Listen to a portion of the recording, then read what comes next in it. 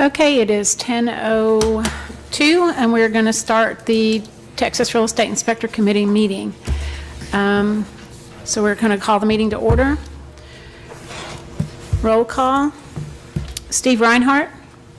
Here. Brad Phillips. Here. Sean Emmerich. Here. Doyle Williamson. Barbara Evans. Present. Matt Hart called and said that he would not be present for this meeting. Lee Warren. Here. That's everybody, right? Okay. We need a motion to excuse. We're on number 2. Okay. I didn't know if you wanted to do staff and also commission. Oh, I'm sorry. I'm all right. If the staff would like to introduce themselves, and Commissioner Arriaga is present. Thank you. Carrie Lewis, General Counsel. Tony Slagle, Deputy Executive Director. Amber Hinton, Executive Assistant. Michael Malloy, Staff Attorney. Mark Moore, Standards Enforcement Services. Jennifer Wheeler, Education Manager. Denise Sample, Licensing Manager. Mike Sapple-Deal, Education and Licensing. Thank you very much. Okay, agenda item 2, discussion and possible action to excuse committee members' absences, if any. And right now, it looks like the absences are going to be Matt Hart. And I think Doyle just walked in the door. Doyle, are you present? That's a yes. Yes. To excuse Matt Hart, who like I said, called before and let me know that he had some personal items he had to do today. Motion to excuse.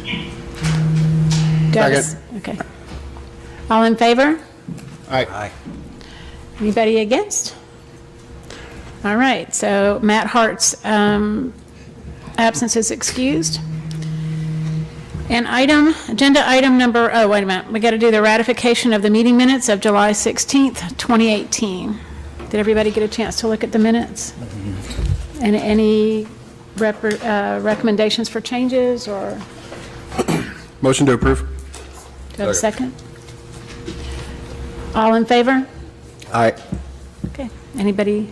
Nope. Okay, the meeting minutes for the July 16th meeting are approved.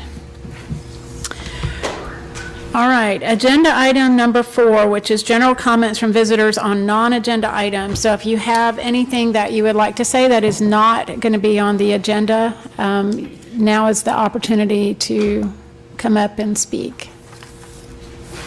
No one? All right. Agenda item number 5 is reports from the subcommittees.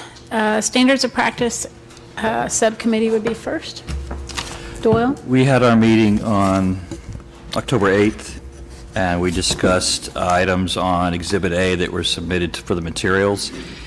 We went through a list of those considerations for additions to the standards of practice and a couple of exclusions. So we've decided to not consider some of these and consider others, which we will do at our next meeting.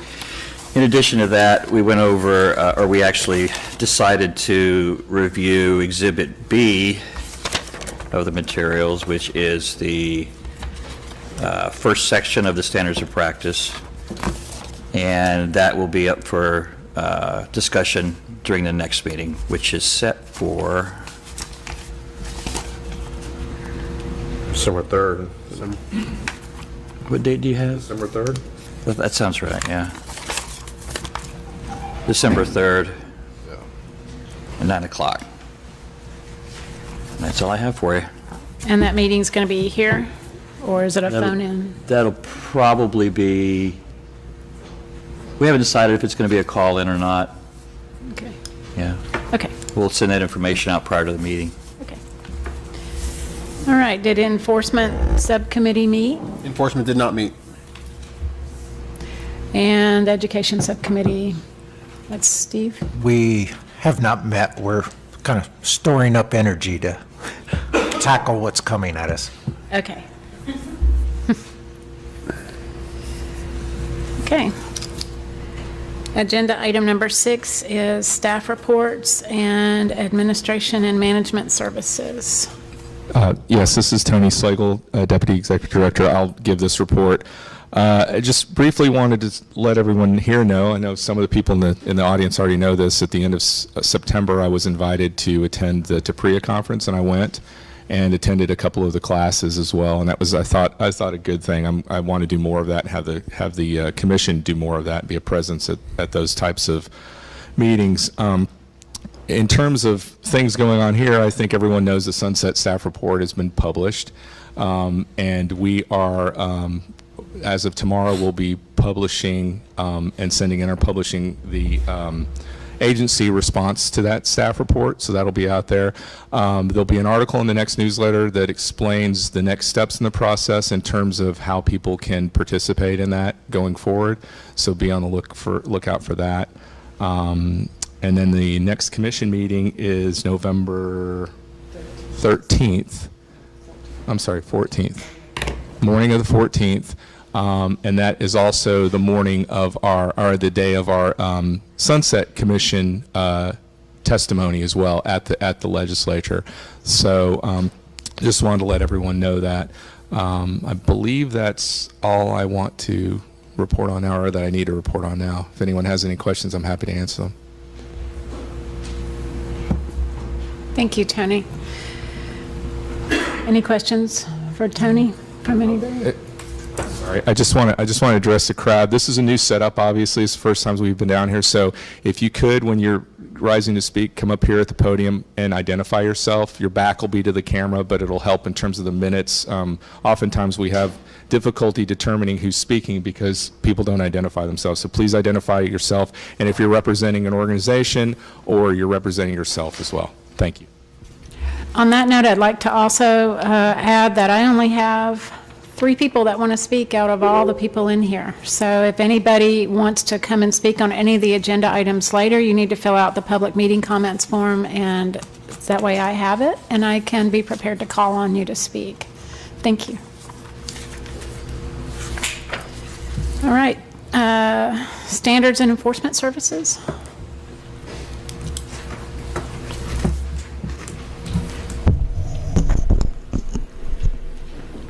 Michael Malloy, Staff Attorney, Liaison to the Enforcement Division. So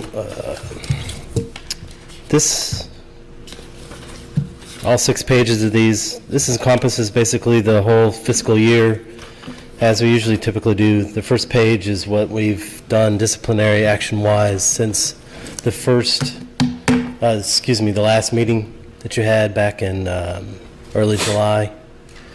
And the subsequent 5 pages encompasses all of 2018 fiscal year and 2 cases that have been done in fiscal year 2019. So the next time you all meet, the report will be a lot smaller because we will be removing the 2018 action after, and just including 2019.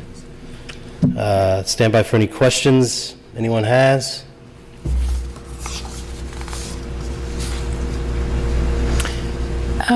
Anybody from? Nope. Okay. I guess not. Okay. Thank you. Thanks.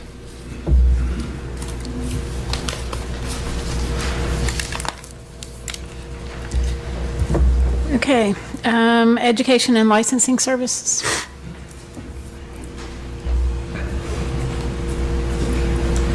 Good morning. Denise Sample, Licensing Manager.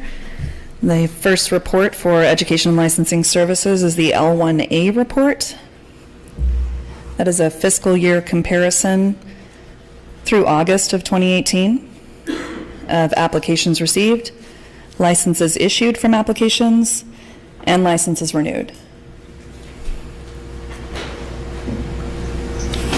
We issued a total of 778 total original, or we received, 778 total original applications, issued 888 total licenses from those applications, and issued 1,470 renewals. Are there any questions about that report? No, it doesn't look like it, no. All right. The next report is the L2. The L2 report shows total number of license holder and registrations issued, active and inactive. Towards the middle of the report is the total number of inspector licenses through August of 2018. It's 4,120. Are there any questions about that report? No, ma'am. The next report is the L3, which shows the inspector examination activity and a fiscal year comparison of 2017 to 2018.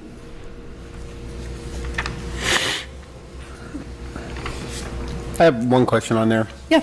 On that report, on the 2018, it shows examinations passed 516 for 2018. But if you go back to the L1A report, it's showing 797 licenses issued from applications. Why is there such a huge difference between the two? I would think those numbers should be pretty close. I can look into where that data is coming from exactly. It could be the, multiple attempts, or if they reapplied and their exam results hadn't expired yet, that could be another cause for a difference in those numbers, but I can find out and get that information to you. Great, thanks. Are there any other questions on that report? No, ma'am. All right, and the final report is the L4 report that shows the instructor distribution. The bottom portion shows the distribution for approved instructors.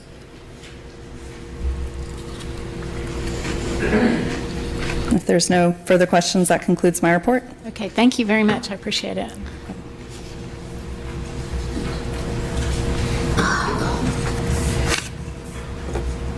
Okay, is that all the staff reports that we have? Okay, so we're going to move on to agenda item number 7, discussion and possible action regarding recommendations for A, financial responsibility requirements under 1102.1141 Texas Occupations Code. Then we'll move on to B. Should I take the comments first? Okay. So Madam Chair, if you don't mind, let me just do a little introduction on this and then comments. Okay. So I just want to remind the committee, and I went back this morning and listened to the commission meeting of what was requested of this committee. The motion was to remand this issue back to the committee for further consideration to address staff's concern, and those were sent to you in the, straight from what was in the commission meeting agenda, and balance inspector industry's desired income with the commission's mission of consumer protection. So it's a nice global statement, but there's really 3 parts about trying to balance it all. There was also a request from Commissioner Turner that after this meeting, that either jointly or separately, and I think he would prefer a joint one, that we give a joint informational memorandum from staff and the inspector committee on the issues, including recommendations where we agree and recommendations where we don't, and where we don't agree to include each party's position where they differ. So when we go through this, we hear comments, we'll let the inspectors comment, and then I would like to make some comments to explain staff's position. And then when you're making your motions or having your discussions, be very specific for the reasons of why you differ, and then staff can put together that memorandum based on what's said at this meeting, and of course it will be reviewed by the chair before it goes out to the commission members, because they want time to study the issue. Okay, thank you very much. Who do you want me to call first?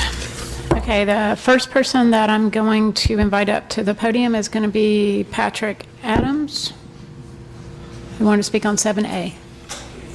You have 3 minutes, and I don't have a timer, so. Good morning. Good morning. My name is Patrick Adams. I'm a licensed inspector, licensed professional inspector. I'm a licensed real estate broker. I don't want to talk to the commission about either one of those licenses today. I want to talk to you about what is most important to me, that was appreciated that you brought up, a consumer protection area. I want to talk to you as a consumer of real estate in the state of Texas. after having an idea of seeing all three categories of the effects that the changes that are being considered on the consumer, on the inspectors, on the realtors, I'm very concerned that what you're proposing, particularly for the inspectors, the increased insurance requirements, the lack of the ability for an inspector to provide a pre-service agreement with limits of liability to that inspector or his company or her company, they can be devastating to an inspector.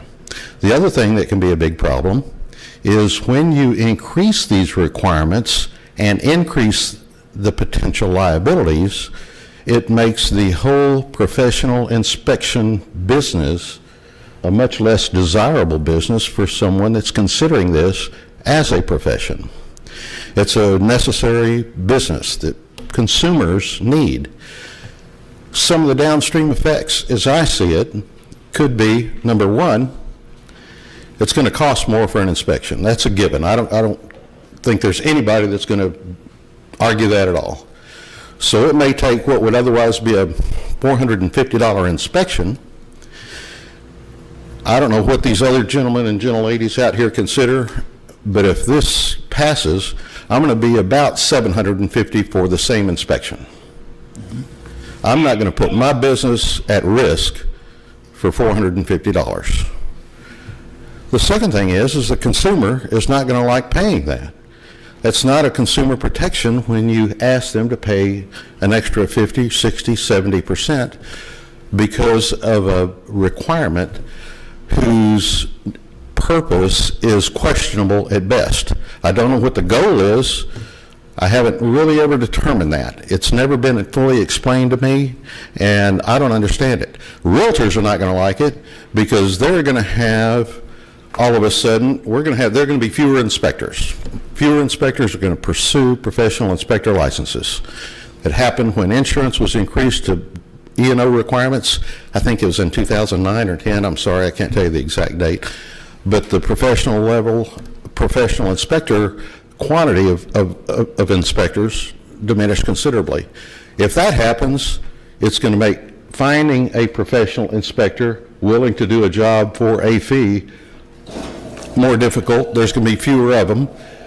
Demand will be the same, but supply will diminish. So therefore, it's going to you're going to have longer option periods. That's not good for the consumer. That's not good for the realtor. That's not good for anybody. I really would appreciate this board. Are you telling my time's up? Yeah, your time's up, but that's... Okay, well, I didn't hear you say that. Well, because I didn't want to interrupt. Well, I appreciate that. I'm sorry, I know your intentions are good, but I don't see the advantages to any the only person I can see that's a winner in this, a potential winner, I don't even know that there'll be a winner, is the insurance companies. And as far as I'm concerned, they don't need any help, and they certainly don't need it from me. I want to thank the board for your time this morning. Do you have any questions for me? No, we don't, but thank you very much. Thank you.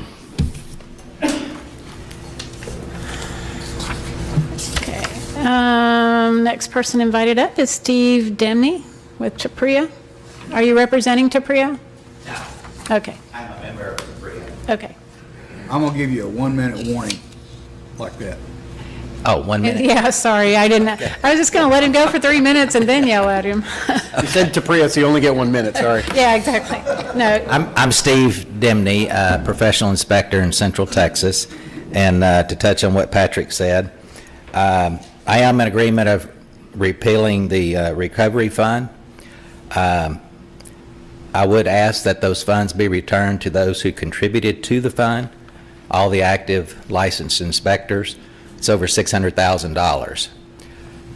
I do agree, as offset, to carry general liability of a $100,000 limit, which I carry now, and it's $200 a year additional expense.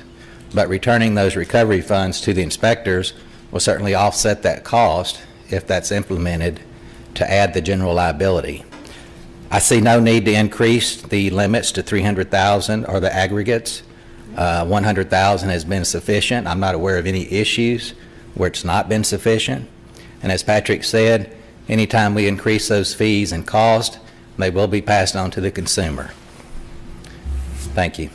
Thank you very much. We appreciate you coming. Ready?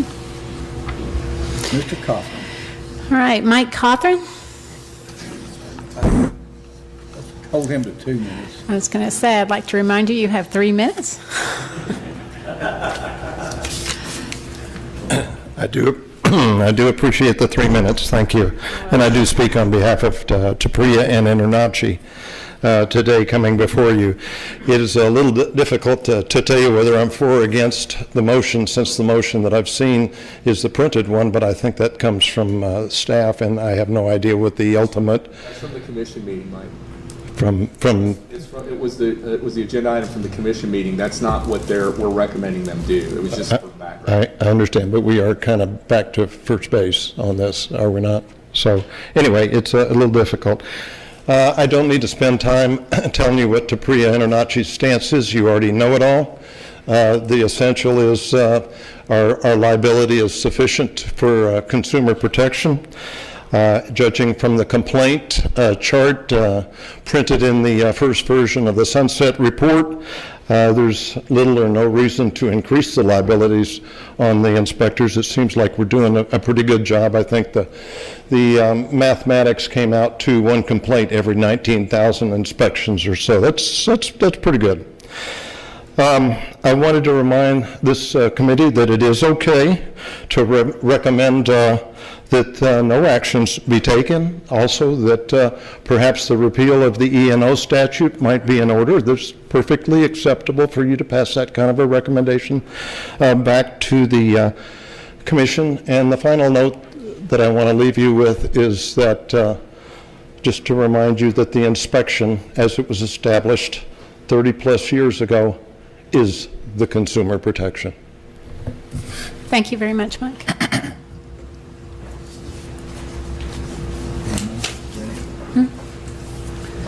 And that's all I have.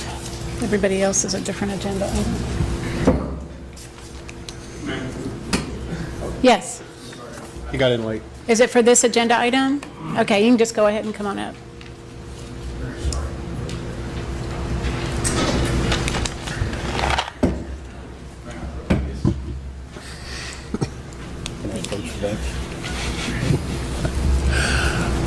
Go ahead and just tell us your name, please. Hi, good morning. My name is Greg House, owner of House Inspection Services, Dallas, Texas, truck number 9986. Just speaking briefly, some of the key points on this matter have already been brought up. I just want to put a couple of other points in there as well. Regarding the conversation of defense outside of limits, when this first came up and before the TREC Commission meeting, the first thing I did was pick up the phone and call my insurance provider, because I wanted to get their perspective on how this would affect our industry. And the defense outside of limits policy, as everybody is pretty much discovering, really kind of doesn't exist, okay? And so then the next question was, is there a need for an increase in insurance requirements? And what we found out is that nationwide, either settled or defended, well over 90% of legitimate claims against inspectors fall in that $10,000 to $20,000 range. Okay, and this is coming from my insurance provider, who is a national company. So historically, legitimate claims made have less than a 1% chance of ever reaching or exceeding the $100,000 policy that we're required to carry as it stands right now. And 99+% come nowhere even close. So raising insurance requirements would be an unnecessary burden on the inspector community, which of course is going to be passed on to the consumer, and thus not helping the consumer at all. Moving on to the limitation of liability language, and again, I'm not sure exactly what we're talking about today. However, this was brought up at the TREC Commission meeting last time around. Again, talking to my insurance provider, first of all, the inspection agreement is a document that most insurance requirements pretty much require. Yes, sir. And we all know this in the inspector world. So the limitation of liability language is a layer of protection against the frivolous claim. It is not a layer of protection against legitimate claims. Okay, so without that layer of protection against frivolous claims against the inspectors, 90%, and Trek has done studies on this before, but the vast majority of complaints and claims that come in against the home inspector have little or nothing to do with the inspection process or the standards of practice. Okay, so remember, we're talking about frivolous claims, not legitimate claims. So the removal of the limitation of liability would even put us at more exposure to the consumer. And I also read where there was a thought or an idea of listing in a limitation of liability that we carry $100,000 worth of insurance and then putting that towards the consumer public. I am absolutely against that idea. I think that that would increase the number of frivolous claims that come through, because we are then essentially advertising to the consumer public that we carry $100,000 for you to tap into. No matter what, right? No matter, regardless of the issue. So long-term, underwriters are going to have a real problem with this. We're going to lose insurance carriers for us to choose from. That pool will shrink. Our costs will go up. The consumer's costs will go up. So thank you for your time this morning. Thank you for the work you do. Thank you very much. We appreciate it.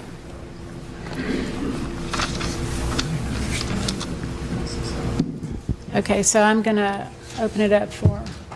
Okay, and could I make a presentation? Oh, absolutely, yes. The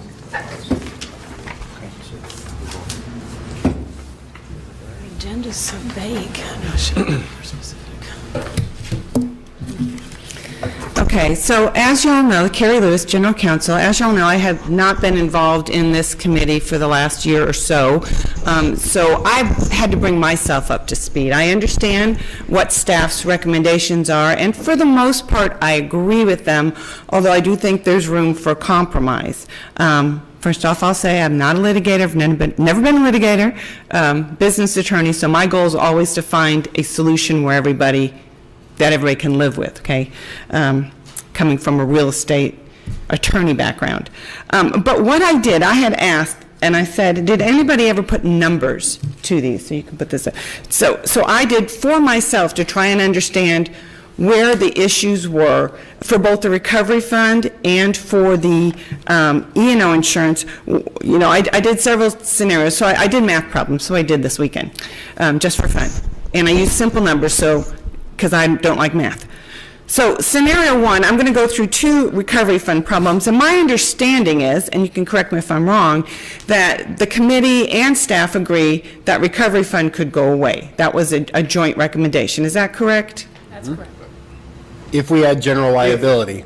With some modifications. Yes, If you kept the E&O. if we kept E&O and... And E&O became general liability as well. No, E&O and general liability. Yeah, on our policies, it's two different. Okay, so they were both within that $100,000 limit? Correct. Okay, so,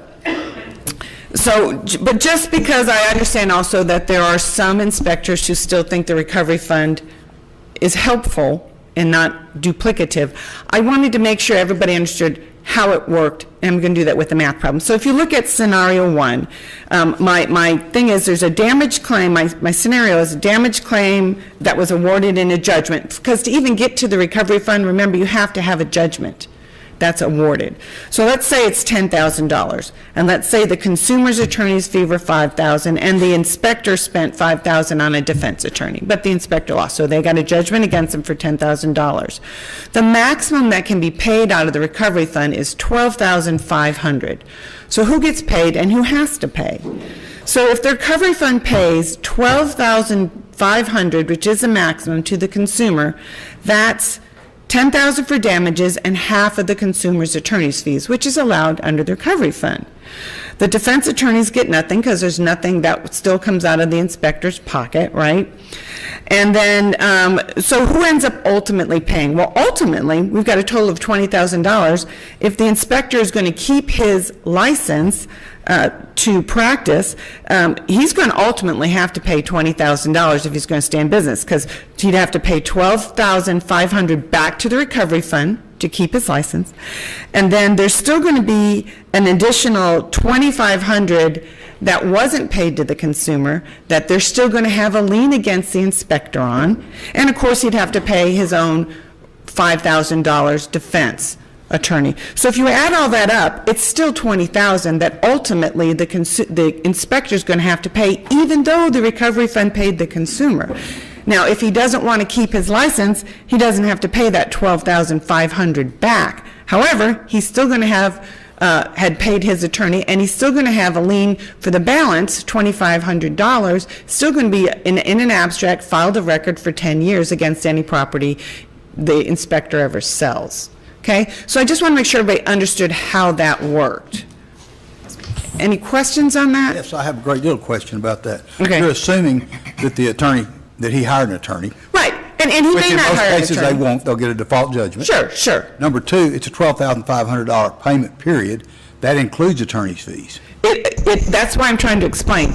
It includes attorney's fees, but not all attorney's fees. Let's say, okay, let's go to our second one, and I'll show you how this works, because in a different way. Clarify, the But- maximum the recovery fund's going to pay is $12,500. Right, but that's not the Period. maximum in the judgment that a consumer can get. And And the judgment. so the inspector is still on the hook for the balance of the judgment if he's got any property. Maximum paid by the commission is $12,500. Right. What's paid outside of that by the inspector is totally out of the realm of this conversation. Oh, it's out of the realm of Trek's position. I'm just trying to show the liability total, a big picture for everything. Okay, and then tell me, in the last 30 years, how many recovery claims we've had that were $12,500?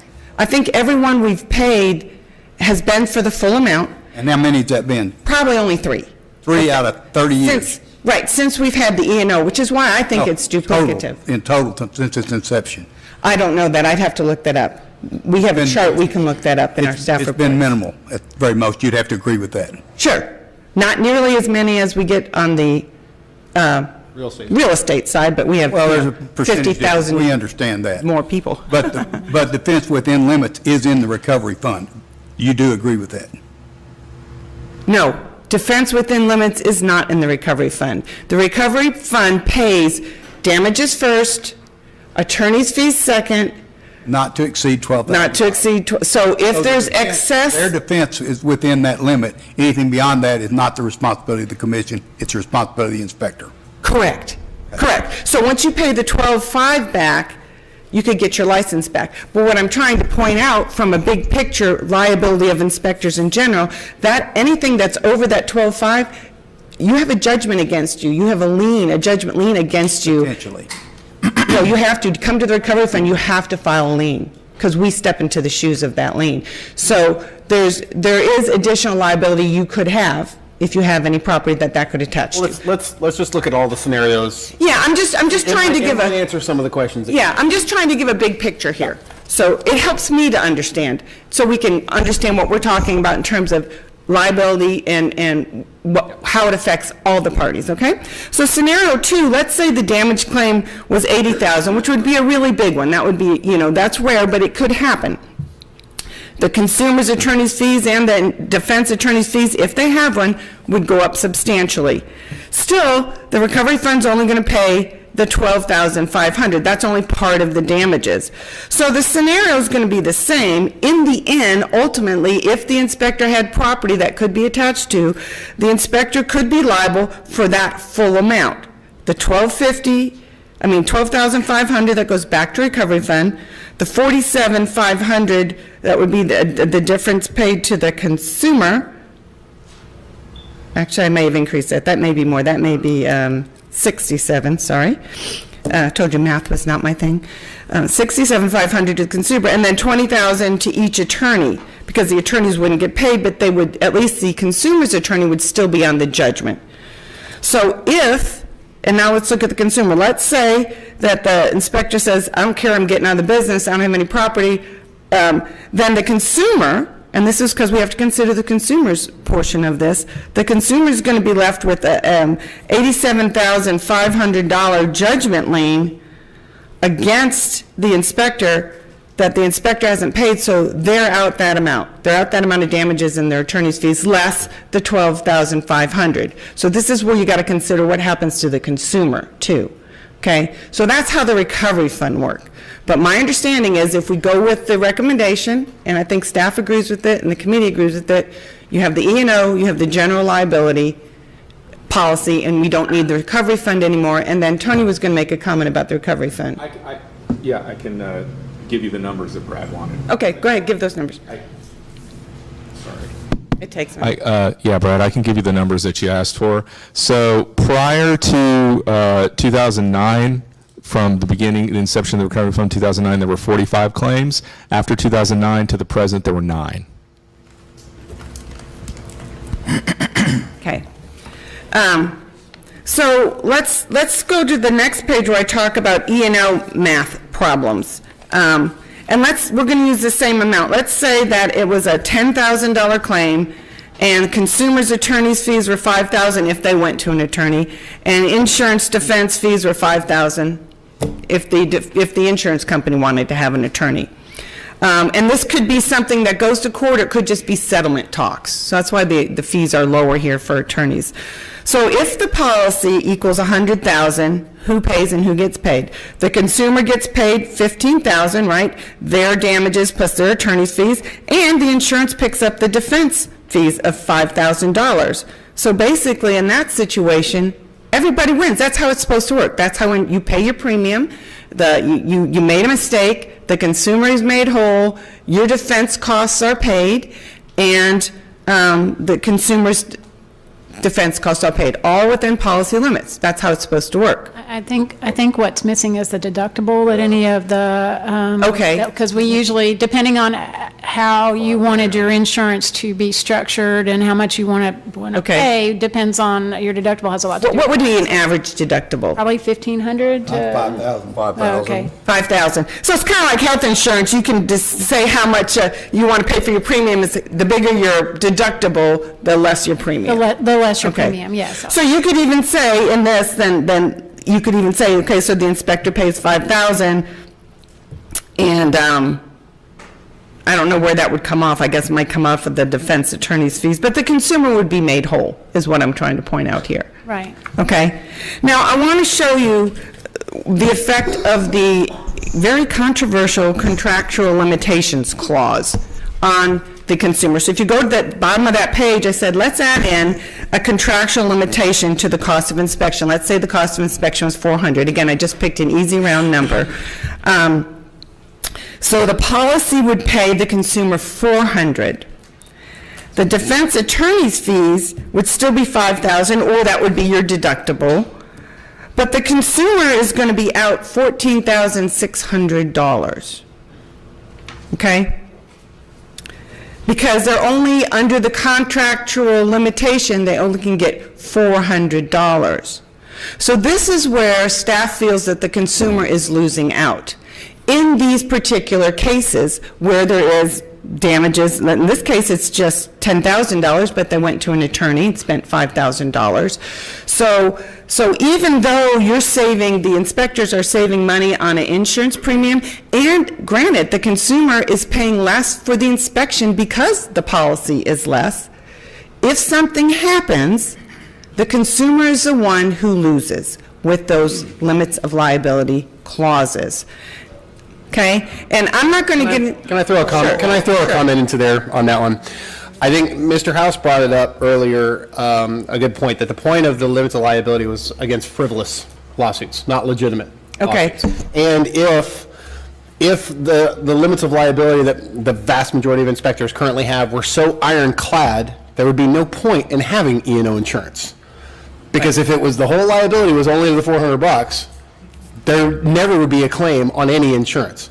I think every inspector knows that the limits of liability that are in there, that most insurance companies require us to have as part of our policy, limits that cost basically is deterrent for frivolous lawsuits. But if it was so ironclad that you couldn't sue through it, then there'd be absolutely no point to have the insurance at all. I think it's just an extra layer of protection for the inspector, but I don't think it hinders the consumer in any way, shape, or form. I think it just really distracts or deters from the frivolous lawsuits, is the intention. Okay, and there's nothing in any of the contracts that say this is for frivolous lawsuits then, and not. So you are going to have some consumers who are just going to take it on face value, even though they have greater damages, and not sue.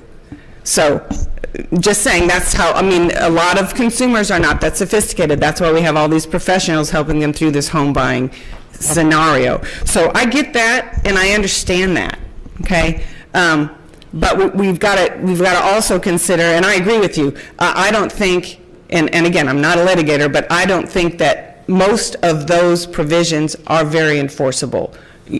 Most litigation attorneys could get through them basically because a lot of the consumers don't even sign those contracts till after they get the inspection report. Which is why we still have insurance. That's not true. That's not true. So some do, some don't, but we've heard both stories. So, and I'm not here to make a determination one way or the other. I'm not here to argue with y'all. I'm just trying to get to an understanding of our understanding of it so we can talk to each other and come to hopefully a greater understanding to bring to the commission.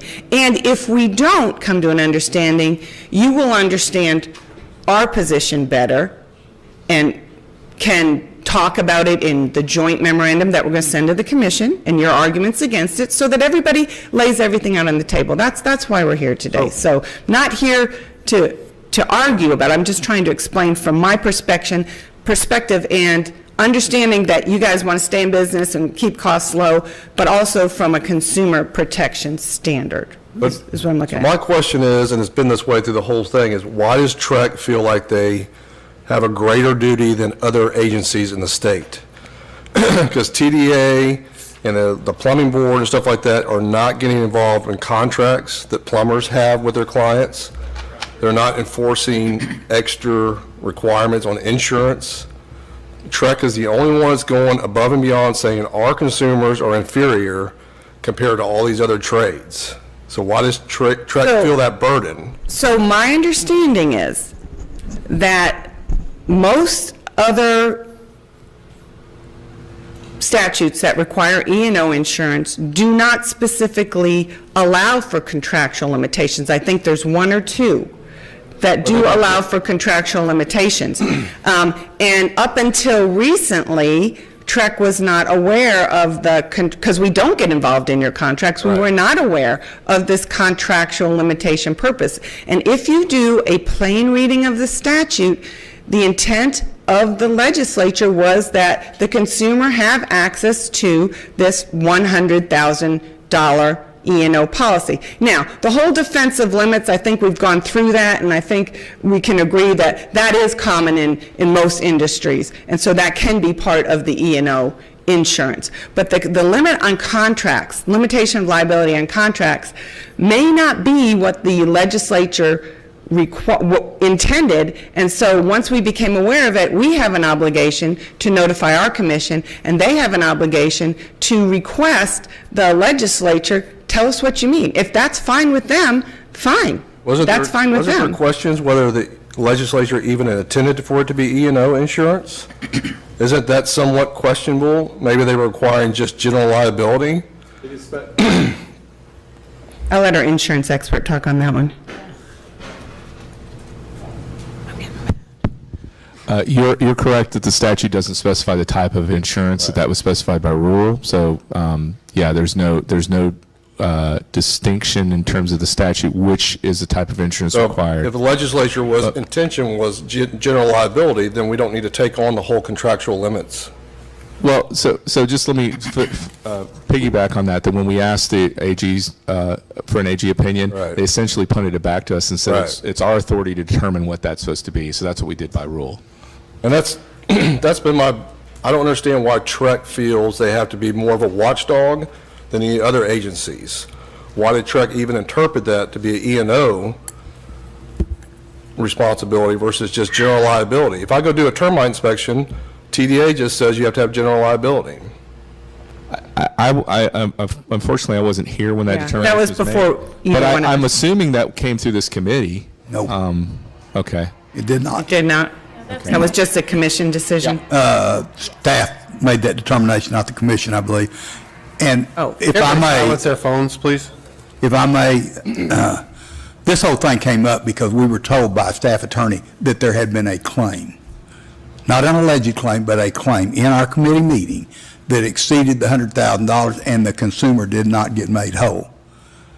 There's been no research to prove that. The attorney finally, I believe, told other people, well, that was a theoretical possibility, and there was no such deal. It was a potential phone call. So we were deceived in committee by a staff attorney when this whole thing came up, and I think that's pretty apparent to everybody in this room. I kind of look at it as every other contractor that I may contract with, roofer, plumber, electrician, foundation company, anybody, whether they have a state license or not, they have limits of liability in their contract. I mean, it's there, and it limits A, B, C, and D and whatnot that goes through it. Now, if that foundation company does something really stupid and does something wrong, I don't care what that limit of liability says. I'm going to hire an attorney, I'm going to go through it, and they're going to find out that they have insurance or not. You know, we, through the commission, we have to have insurance. Brokers do not.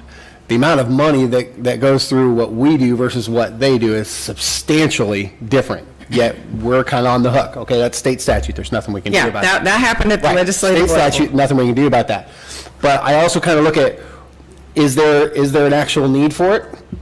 You know, and through the information that Brad talked about earlier with the insurance claims, we had staff attorney brought documentation about insurance claims and the numbers and the metrics of where that all is. There is no reason, number one, to exceed the $100,000 limit, because all it does is put a bigger target on our back. And I think if we start saying that we can't limit the liability, which, again, I agree with Mr. House, I think that it's more of a deterrent against frivolous lawsuits than legitimate ones, then the insurance companies are going to get real nervous about that, and those rates are going to skyrocket as a result. And that cost is going to get passed on to the consumer.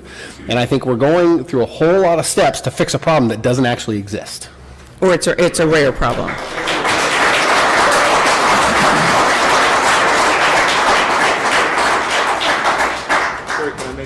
Sure. So Lee, I just want to, this is not, again, choosing one side or another, but I just want to say that, and I don't know the answer to this, the professions you named, if they're legally required to carry liability insurance, there's a difference there whether or not they have that limitation in their contract. Because the problem here, outside of the defense within the limits, which Kerry already conceded that that's something that's in policies, is whether or not that particular requirement in the contract flies in the face of the legislative requirement that you guys maintain insurance. So that's what the discussion about this is that there's a legislative requirement, and does that limitation of liability in the contract, is it in conflict with that? And if it is, then we need to address it in some way. Yeah. I'd like to add on to Lee's comments. First of all, there are no guarantees in what we do. Our guarantee is a standard of practice. We're required to follow that part of the rule statute. And when we fail to follow that part of the statute, that's when we become negligent or liable for those errors or omissions. That's why we're rewriting it right now. We're rewriting it to update it to make sure that the consumer is protected. We've gotten a lot of information and letters back from inspectors that believe that we're trying to overregulate our industry by making these changes. I don't think so. I think we're trying to protect the consumer, and by doing that, lowering our liability and risk.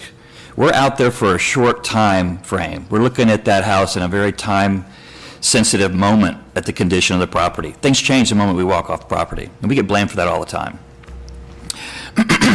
Our relationship with the consumer is nothing like the realtors. They spend weeks with these people. Their liability is different because they're a salesperson. We're not. So we're going out there and we're looking at the property for a very short time, spending a very short amount of time with each consumer and explaining the condition we find on the property. Excuse me. The only guarantee we're going to have in a limited liability case is that the insurance company will be involved and we will pay a deductible. That's the only guarantee. We've got to prevent that from happening because the lawsuits, the frivolous lawsuits out there are so much higher than the actual legitimate lawsuits. I can tell you that. Out of the 20 years I've been sued 3 times, and they were all completely bogus. And I stood my ground and I fought them, and it never went to court. We settled in mediation. So the standards of practice is what we have to focus our attention on to protect the consumer, not insurance increases. What we're doing right now satisfies the legislature. It does. Otherwise, we would be hearing from the legislature. People would be complaining to the representatives saying, we're not being covered. That's not the case here at all. This has been brought to us, like Brad said, in a manner that we feel deceived on.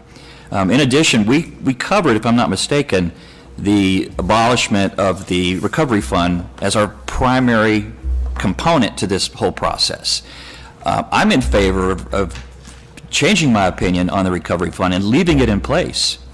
I would not have voted against that if I thought the changes that were coming were as we have today. So all that being said, I want to implement or very clearly state that the reason that we're writing the standard of practice right now is specifically for the consumer protection. It's going to be a little bit more difficult for inspectors to swallow in some cases, and there'll be some other parts of the system that'll be eliminated so that we don't need to report on things that are unnecessary. But that's the whole goal with the standards, is to do exactly that. Yeah, I understand that, and I totally agree with you. I think that is one of the best ways that this committee can ensure consumer protection, is having accurate and adequate standards of performance. So, Let me throw something out there. It seems to me that in all the conversations that we've had and gone back and forth, that there's, and correct me if I'm wrong, but there seems to be an apparent consensus, because I don't see now, with what you guys are talking about, a desire to bump this from 100 to anything over 100,000. Am I correct in that? you know, I think one of the recommendations that was made was that we could bump it. Let's skip the second scenario. Let me do the third scenario, and then I'll tell you where I think staff is and possible compromises, and then we can kind of get into that conversation, and I'll let Tony chime in.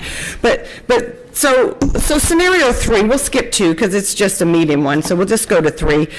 And this is where you have some huge damage, you know, something wasn't caught and the house caught on fire or the roof fell in or some big damage. In this case, if you have a $100,000 policy, the defense attorneys get paid first. That's what defense within limits means. So the $40,000 would pay the defense attorney. The consumer would then get $60,000. That means that that means that the inspector would have to pay $80,000, which would be the amount that's due over the limits, right? If you add up all the claim and the consumer attorney's fees and the insurance defense fees, that's $180,000. So if the policy is only paying $100,000, the inspector is still liable for $80,000, okay? Or if they don't pay it, the consumer's left holding the bag for an additional $80,000 of damages. That's a rare case, I grant you that, okay? But that's just to understand that if it exceeds the $100,000, it's the inspector who's on the hook for that ultimately. And if this committee feels that that is so rare that the inspectors are willing to take that on, or they can voluntarily bump up their insurance if they think that's a risk, you know, I'm probably okay with that. I think that the insurance data has shown that 0.1%, I believe, is the number we actually saw, actually hit the $100,000 mark or over. I think it should be the inspector's individual choice. If they want to bump that limit up and choose higher liability, if they want to hire on other inspectors and do that, and as a business choice, I think that should be their choice. I don't see any reason why TREC, this body, should be telling inspectors, you have to go more than 100,000. I think there's no evidence that shows that the consumer is at any type of substantial risk by leaving it at 100,000. Here's one thing that will happen if we do bump this up like we're talking about. I'm no longer going to take my risk, which I go way deep into my risk. I try to even tell people, you know, you might not be able to rely on this AC any longer because of its condition and its age. There's no requirement for me to do that, but I do it. But I can tell you I'll stop doing that if there's the chance for me to be sued under this higher coverage. You're going to find a lot of inspectors that are just going to say, oh, there's a crack in the drywall, you need an engineer. Oh, there's a drip in the sink, you need a plumber to do a full evaluation on this. We're the generalists, we're the ones that's cost effective. Consumers hire us 40% of the time when they buy houses, not very much. We'll see that go down. And we'll see, the reason that consumers hire us is because it's not cost effective to hire a plumber a structural engineer, an electrician, and all these other professionals. sure. So if we can't do the job that we're doing today because of this constraint of insurance, we're not going to do the job that we're doing today. We're going to defer everything out to someone else, and then we will plummet as an industry because of the risk involved. The cost of the inspection will go up and the quality of service will go down. I think that's the end all be all of what we're looking at here. I think that's right. what's going to happen. The cost of the inspection is going to go up because that cost, the added insurance, is going to be added to the inspection cost. It's just going to be a pass-through. I can tell you this, I'm looking at my exit strategy right now in this industry because of this particular issue. And I think a lot of people in this room are probably going to look at that same exit strategy if it goes through. Now, And we have a growing economy. We have people moving to Texas more than any other state in the union. How are we going to satisfy that need? There's no way we can with this change. It will destroy our industry, bottom line. Now, I understand staff's concern on the limits of liability, because in and of itself, when you just say you're going to limit the liability, the inspection costs, that could potentially tell the consumer, I'm stuck. It's $400 is all I get. Right, Get and not that. everyone's going to get an attorney. So, in the interest of trying to have us, I mean, the whole issue of going to the commissioners before was that we had two completely opposite ends of the spectrum Right. going to. So the people sitting behind these desks are like, wait a minute. We're asking them to make a decision based on split reaction. So I'd Right. much rather see us come with a consensus. So, like I said, from before, what I see is 100,000. I don't see any reason to go above that, and I haven't seen any evidence or any verbiage that tells me we need to go above that. I still like personally getting rid of the recovery fund, having 100,000 in E&O, 100,000 in general liability.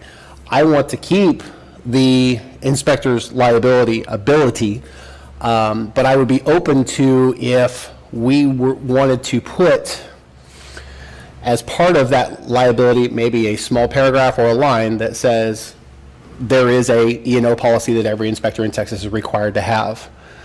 Would something of that nature alleviate possibly, and I'm just throwing this out as a possibility, alleviate your concerns that the consumer seeing that limit of liability would just think that they're only there for $400 and that they have no other remedies? So what you're saying is we just attach or put in what we have on our website or in every other... Talk to the insurance carriers. It's already in our preamble. Well, it's true. We put it in there 2 years ago. But maybe moving it to, If I may, that preamble is very hard for consumers to read. Right. It is. Very hard for inspectors to read. I know. Well, in that light, you're saying the preamble is hard to read. Well, you're assuming that they're reading the limits of liability. If they can read the limits of liability, they can read the preamble. No, I think the limits of liability is brought to their attention when they file some sort of complaint or suit against the inspector, and the inspector says, well, you signed this contract, and in it says the limit of liability is the cost of the inspection. That's when they're made aware of it. That's where the issue is. Well, people just don't read anything. They don't even read the inspection report sometimes. They don't read the buyer's contract. It's true. so let me kind of throw another thing out there. From everything I'm hearing and from the data that Tony said from the recovery fund and from the information that you guys are giving me, maybe $100,000 limit, leaving it at 100 and not raising it and keeping the defense within limits.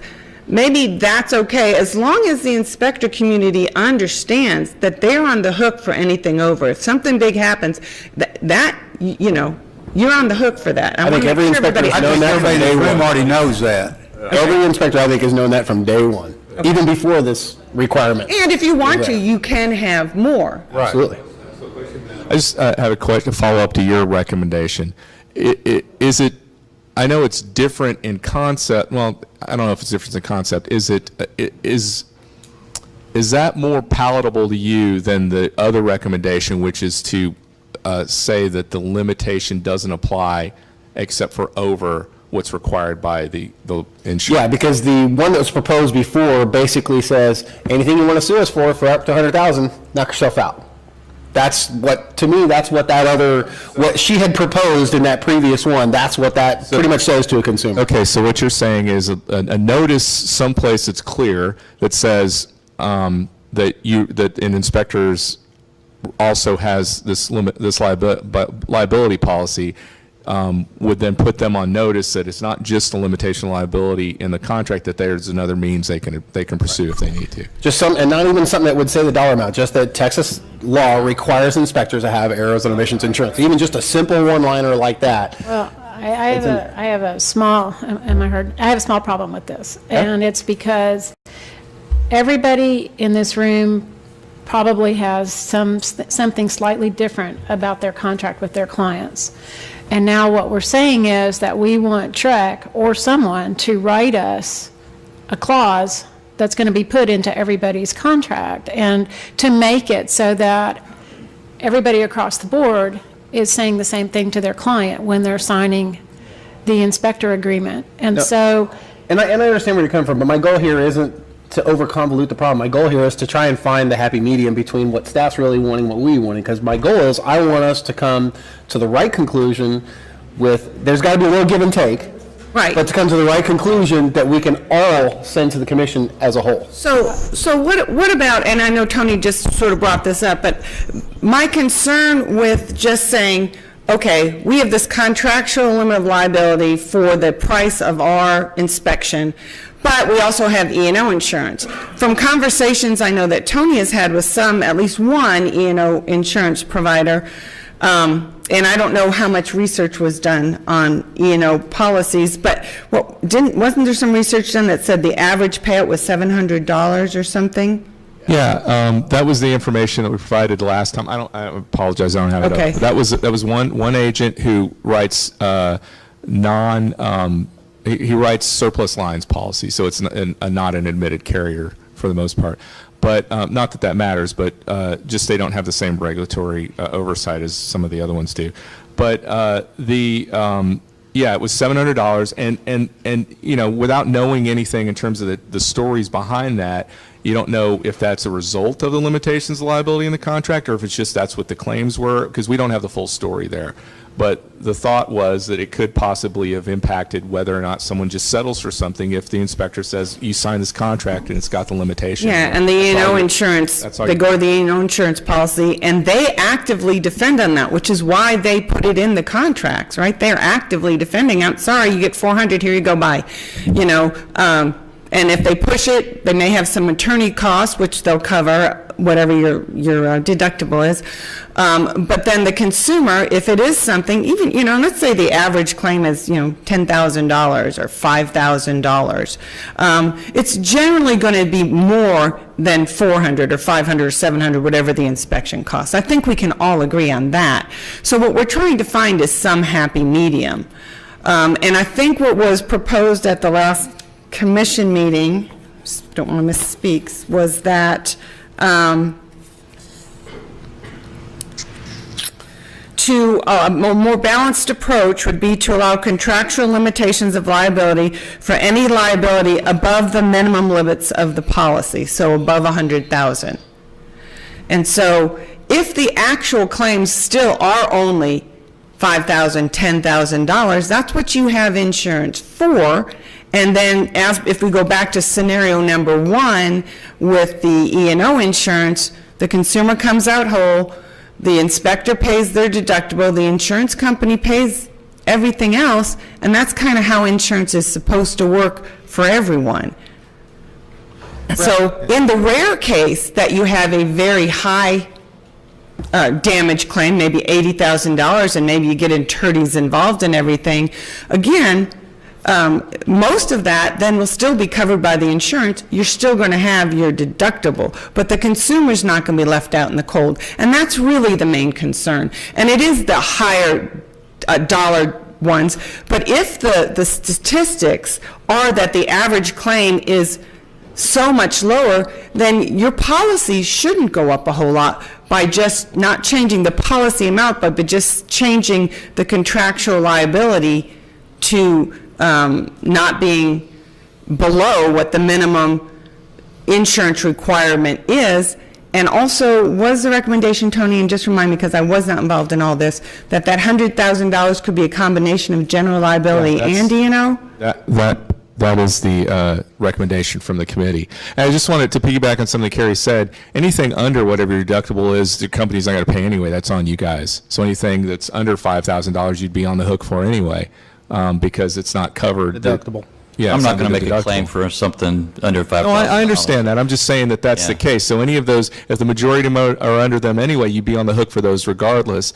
And I just wanted to just briefly, because I know just to make this part of the discussion so that we're not just speaking with kind of what the recommendation was last time, but to go with you as well to try to see if we can find a happy medium, is that to address the chair's concern about us promulgating language that would be in the contract, I think that could be part of the report or someplace, and because it's a statutory requirement, it would sort of be within the authority of the agency and the committee to come up with language that would put the consumer on notice that it's available. Well, what about this? In the preamble, I don't see anything about the E&O, so I may just be missing it. But one thing I do see is information included under additional information provided by an inspector or provided as an attachment with the standard form is not required by the commission and may contain contractual terms between the inspector and you as the client.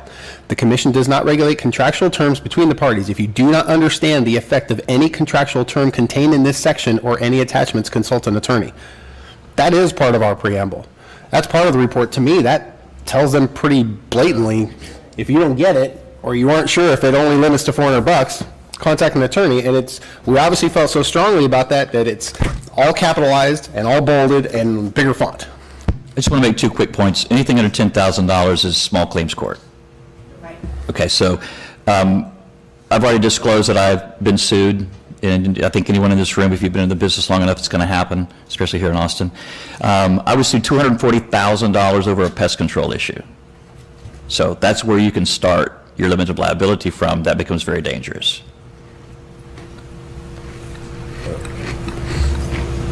It's not in the preamble, but I can find you. Right. I don't see anything about E&O in the preamble.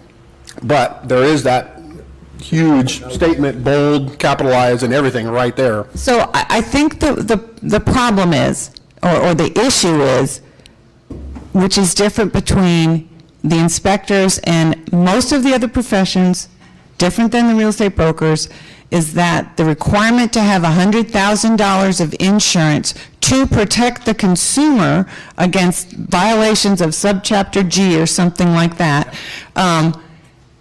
it's in the statute.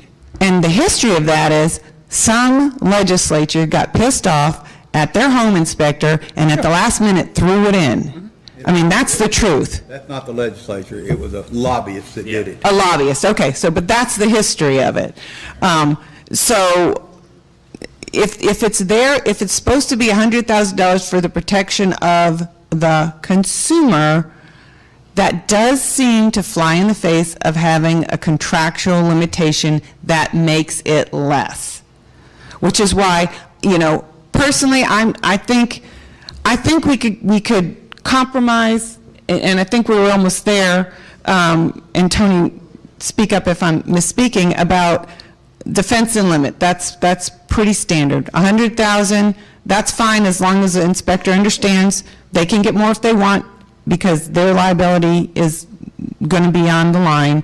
But I really feel that the contractual limitation of liability should be for anything above the $100,000 E&O insurance. The insurance companies, especially if you allow the defense within limits, they don't want to lose money. They're going to fight hard to make sure it's a legitimate claim. They're going to fight hard to make sure that they're paying or settling for the minimum they can settle for because that's their business. Well, the majority of those claims that got close to $100,000, the claim was minimal. The biggest cost was the defense costs because it was such a frivolous claim. Absolutely. And that's what ended up causing that. And they ended up finally saying, to heck with it, we're reaching our limit, just cut the check and call it a day. But what about, Brad, I was with you, I thought the E&O was in the preamble too. What if we were to put verbiage in the preamble about E&O insurance and leave the bolded large statement in there about a contract between the inspector and the client? would that not achieve the same goal? I mean, give them notice of, hey, here's everything that's in there, and then you don't have to worry about people's contracts and messing with anybody's limits of liability as far as that goes, because it's in there. We're notifying the consumer in the preamble. There is a required E&O policy Okay, there. let me ask the question, just show of hands, anybody that's an inspector. How many of you give a copy of your contract to the consumer at least 24 hours before you do the inspection? Our insurance company requires it.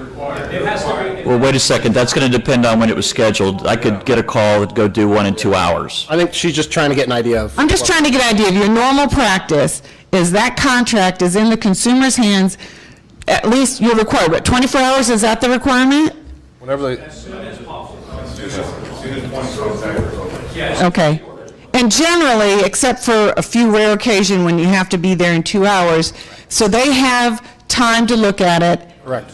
Correct. And possibly time to contact an attorney, although getting an attorney to respond within 24 hours is next to impossible. Not only do they have time to contact an attorney, they have time to contact other inspectors as well. Are you referring to a contract of adhesion? Yes. Okay. That's what I was trying to see, because that's what I've heard. I've heard, they're all contracts of adhesion because the consumer doesn't have time. So I want the facts. That's what I want to get out on the table here today. They get emailed it, they can review it and sign it electronically. Yeah. The vast majority of inspectors send that pre-inspection agreement to their clients and require that it comes back signed before the inspection is done. Inspection is- Right. There's also. Right. Either one, yeah. There's also additional clauses that give that consumer the opportunity to seek out another inspector or to seek out additional time to have that contract reviewed prior to that inspection happening. Okay, so that's in some of y'all's contracts, but that's not in, maybe that's the type of language we need in the preamble if we're going to go that way. Your other limit is your option period. Your option period. Inspectors are booked out 5 and 8 days, and these people have to get their inspection done. Right. And they don't have time. And how many people are going to pay a lawyer to review that information? They're not if they're not warned about it, but so maybe putting something in the preamble might be. They don't have an attorney review their purchase contract.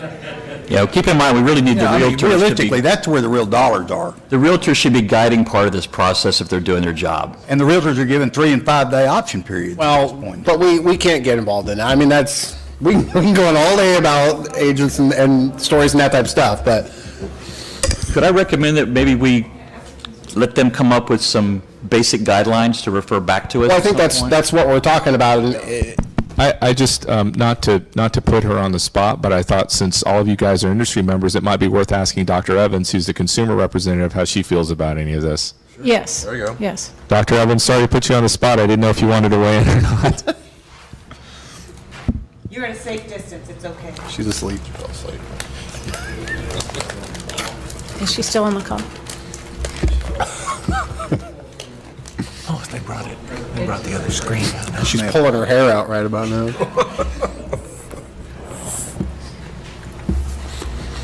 Dr. Evans? Bueller.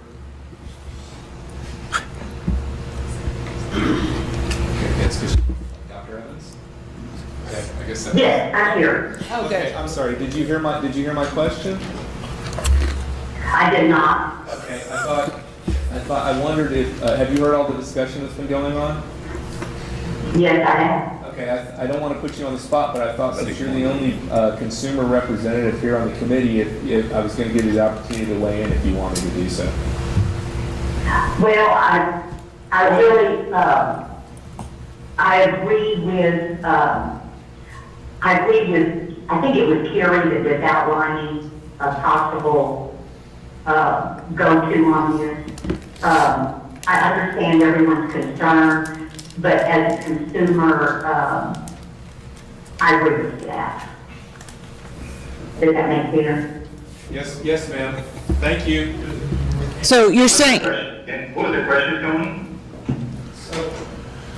Sorry, Commissioner. I just wanted to make sure, because everyone here in the room is an inspector industry member, that we had the consumer representative weigh in on this issue, since it is being addressed as a consumer protection issue. So it was whether or not how she felt about the limitation of liability language. So there's a sort of two things on the table. One was the recommendation from Lee Warren, a committee member, that we just put a notice someplace in the contract or in the preamble that states that they have the ability to let the consumer know that there's an E&O insurance available. And the other was the initial staff recommendation from the commission meeting, which was to allow for the limitations of liability, but only above the $100,000 E&O requirement. Does that address your question? Yes, sir. Thank you. I mean, if I had my choice, I'd rather see it in the preamble, just because we can govern that, and it can be consistent across the board. I hate the thought of getting into people's individual contracts with their clients, and I think logistically trying to enforce that's going to be a nightmare anyway. But if we put it in the preamble that a mention about the E&O, that it is there, that it's required, so on and so forth. There's already mentions about Trek's website where they can go on and verify licensure and all that other stuff. I think that kind of covers what we're looking for.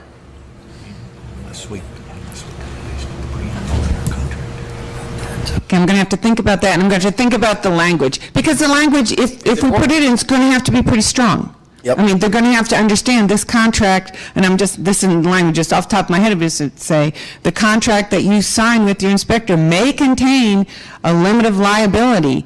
If you need to be aware of this and talk to an attorney if you have any concerns about it. I wouldn't have any problem with that statement. Yeah. So, but if that's put in there, you guys might get calls that say, okay, I'll sign this, but I'm taking that limit of liability out, okay? Say we're not doing the job. So then you say you're not doing the job. Absolutely. So, of course, if everybody does that, then you kind of have this, what do they call that, when everybody's, There's enough new inspectors, somewhere. yeah. So that puts them on notice. But that doesn't really protect them, because as you said, if they say they don't want it, they're not going to get the job. Whereas the legislature said, you guys have to have $100,000 worth of insurance. Now, if we go with, just as a compromise, that defense and limits is okay, $100,000 is okay, and the $100,000 can be E&O and general liability, but you can only have limits of liability above the $100,000, I mean, that seems like a little give on all the issues from all sides. How much would not having the limits of liability above $100,000, how much, and I know we're all guessing because we don't know anybody here from the insurance industry, how much would that increase premiums? If right now someone said it's $200,000, how much would that increase premiums? Did anybody talk to their insurance agent about that? They're going to sue the insurance companies, and they're going to put down the hammer clause, and we get stuck selling it out of court, and we're out of business, and who gets paid? The lawyers. Well, here's my other problem with raising the insurance limits. Lawyers have a tendency to see who has the deepest pockets. And if you start bumping that to 250, 300, 500,000, people see deeper pockets, and they tend to go I'm not after saying it. raise the insurance limits, I'm just saying leave it at 100,000, but the contractual limits of liability would be anything over 100,000. That's a real bitter pill to swallow for us. Yeah, so Really what I bitter. feel like you're saying is that you want to go with what was initially recommended, or the staff was going to recommend at the last meeting, which means nothing's really changed, because what we have an issue with is our contractual at 100,000, and we're saying some people have, maybe it's the cost of the inspection as their limit of liability or something to that nature. I spoke with I have Inspector Pro Insurance, so I spoke with Aaron Menlove before the commission meeting, because all of my statements were going to have something to say about his information. He gave me examples of a couple of states, New Jersey and Tennessee, are two states that he gave me information on and statistics, which I didn't bring him.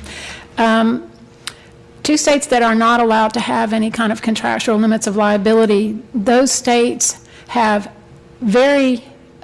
probably half the inspectors that they should for consumers to choose from, because the insurance is so expensive, and they're expensive because there are so many frivolous lawsuits. So let's say we have a $100,000 insurance policy now that costs us I don't know, my policy's higher, but let's say it costs us $1,000 a year. That same policy, he said, in those states, at $100,000 just for, I think some of them are only GL and not E&O, but he said those same policies were double because there are so many frivolous lawsuits and because, and there's less inspectors because those inspectors get tired of dealing with small stuff all the time, and everything has to go through their insurance companies. And so, do we need less inspectors? Because from phone calls I get from real estate agents, we don't have enough.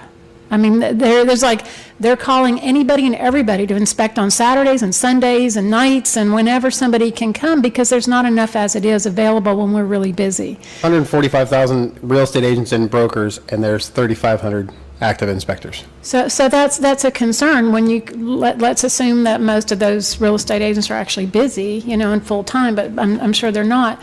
So my concern is that what we're talking about, what you're suggesting is no different than what was suggested by staff, which is the 100,000 being our limitation. But also, I think they also wanted to increase it.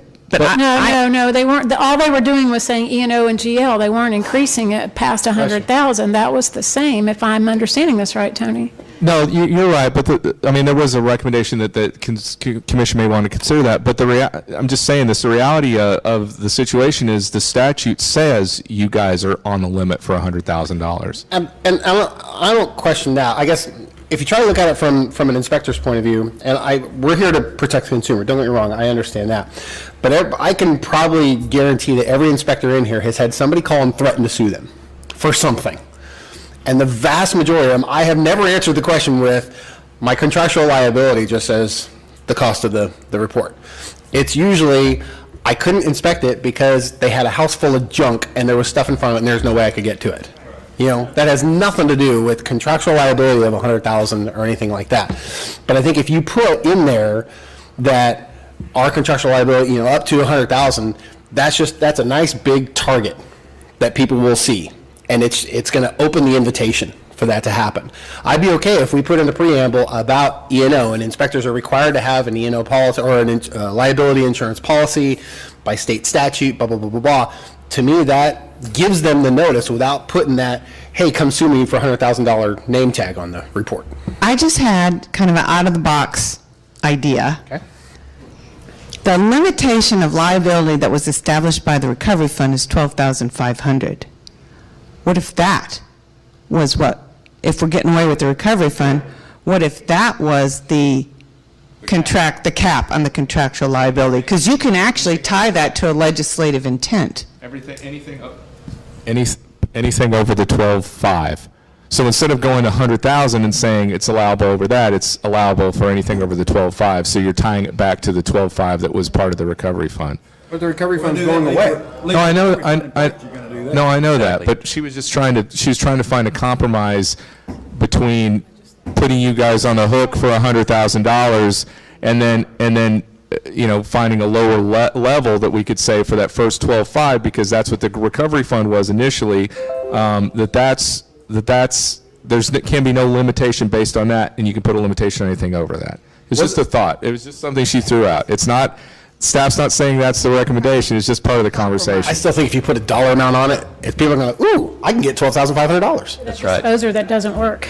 Tony, wasn't it, we weren't even putting this contractual comment in our final recommendation until Mr. Olmixon asked us to put it in there so we can once and for all have the legislature, if they approved it, they're endorsing it, right? You're right. He raised the issue that there was So it needs to be in there one way or the other. Well, there needs to be some sort of decision based on, because it was brought up to the committee that there was only one, maybe two statutes that specifically allowed for it. Right. What if we put it in the preamble, like Lee suggested, but wait, since the preamble is part of the inspection report that they see after they've paid for the inspection, what if we make reference to it in the consumer protection notice?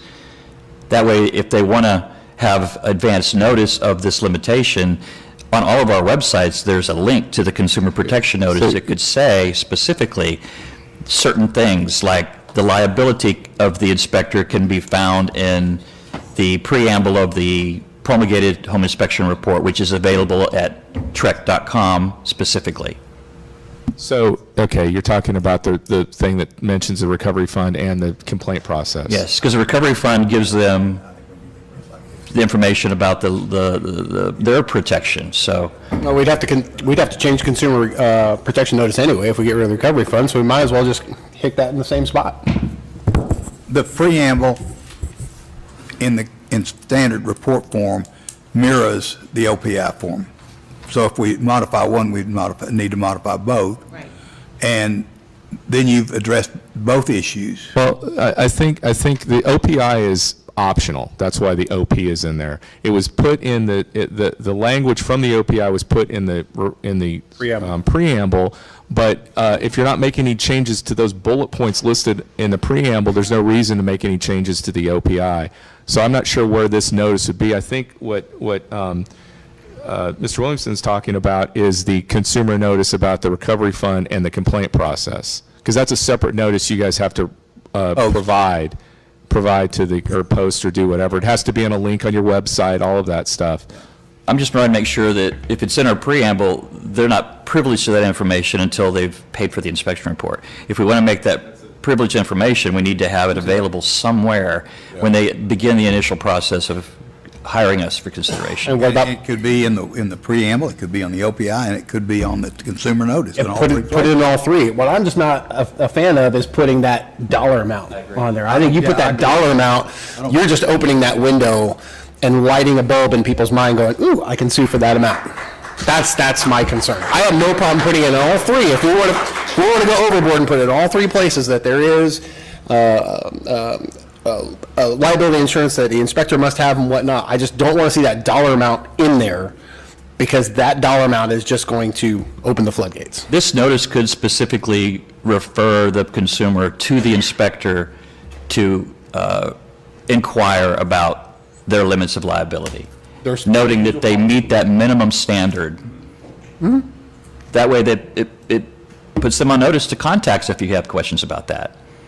The only problem I have is, as you've admitted, if you get challenged on it, you're just not going to do the inspection. So if everybody doesn't do the inspection, then consumers really don't have the protection that the legislature put in place for them. And that's really the bottom line. That's an option they have anyway, whether they do inspections or not. They really don't have protection anyway, because I don't have property. I don't have investments. I have a very small annuity. I don't make a bunch of money doing this. I get by. So a lot of us out there do this because we love what we do and we enjoy protecting the consumer, but we're not getting rich by doing it.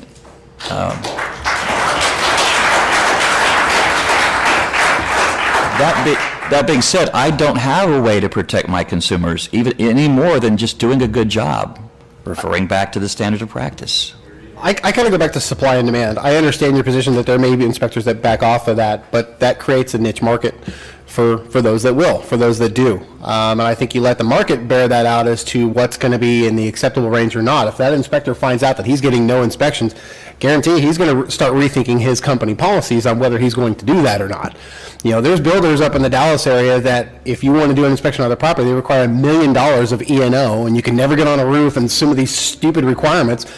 A client calls me, I don't inspect that builder's houses, period, end of story. There are some that do. That's great. Knock yourself out. You want to take on that liability? Not my problem. But if all of a sudden those builders were the only ones building and that was my only option, I'd have to rethink my policy. But because my business is suited that I don't depend on that particular type of builder, I'm in good shape. I think we let the market bear that out, and I don't think that's going to be too much of an issue at all.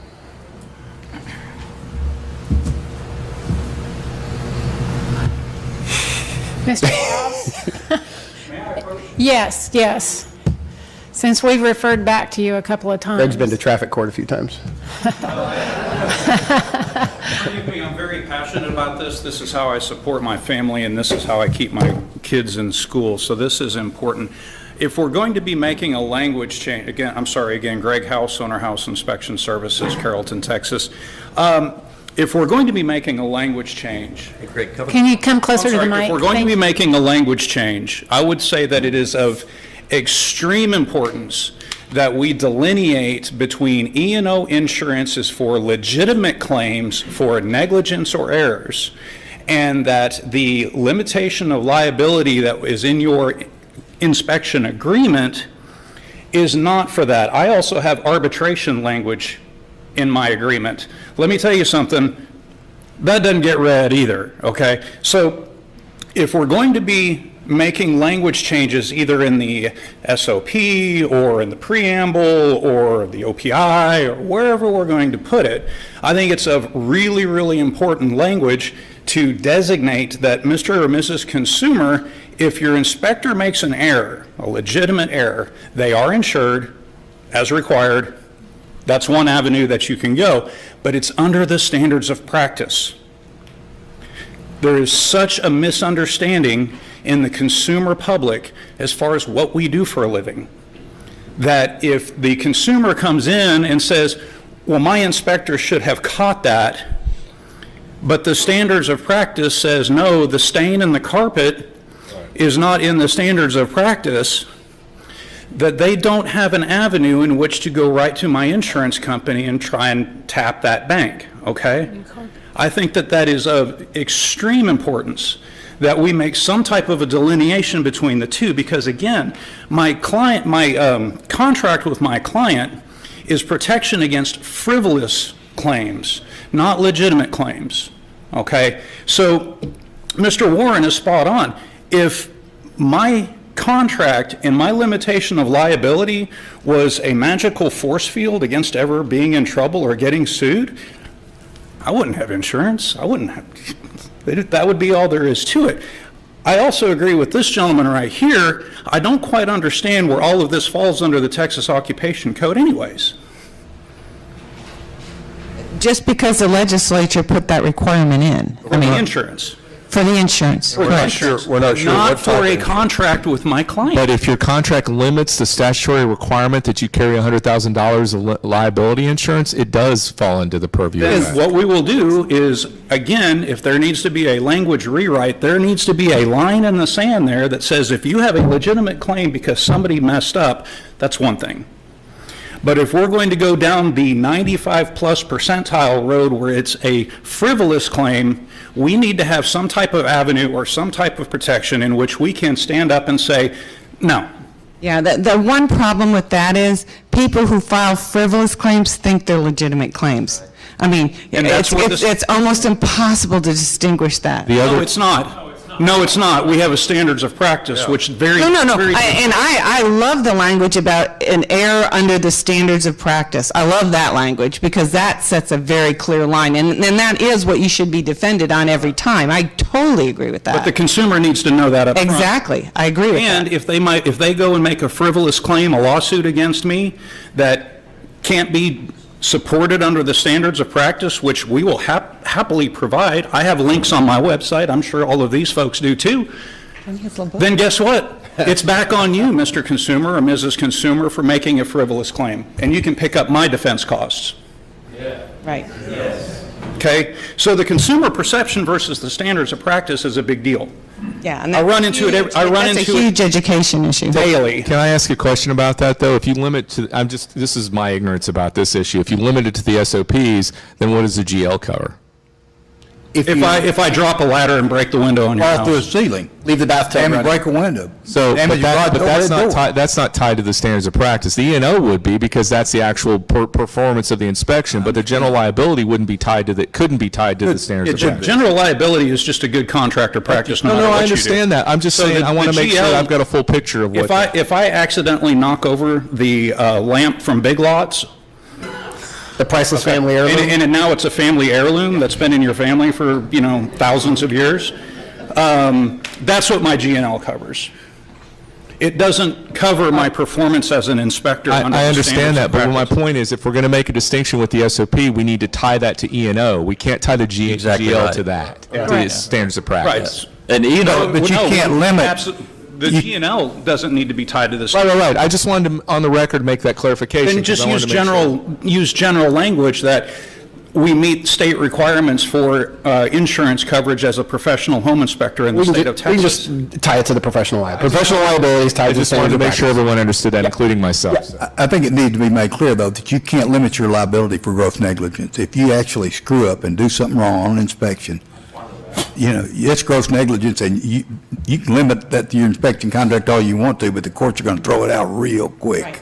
I'm good with putting it in all three places, the consumer protection notice, I think that does the it. OPI, and the preamble. I just don't want to see the actual dollar amount. I don't either. I in think there. it That would be my one stipulation. I'd go along with that. And just to clarify, as far as the inspection agreement, and I'm sure my colleagues here behind me will support this as well, is I don't get out of my vehicle and unlock the front door of the property unless I have it signed and executed, because a couple other things in there that it does is it also recaps the standards of practice in my inspection agreement. So they're getting a Cliff Notes version of the SOP right off the bat.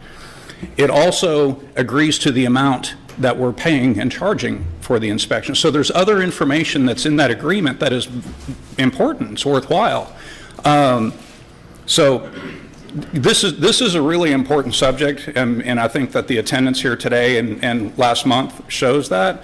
I think I think we can bridge that gap language-wise, but we have to be very specific on that language so that we can delineate between a legitimate claim and a frivolous claim, because it's 95% frivolous, and, well, more than that.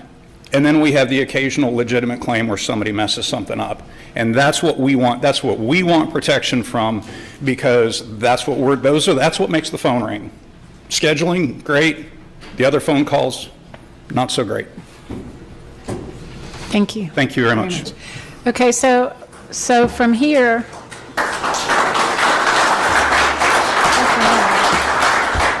By the way, Carrie, I want to say thank you for your great help here. I mean, having you here today has been a huge asset to, I think, all of us. I appreciate it. I like you. You're kind of cool.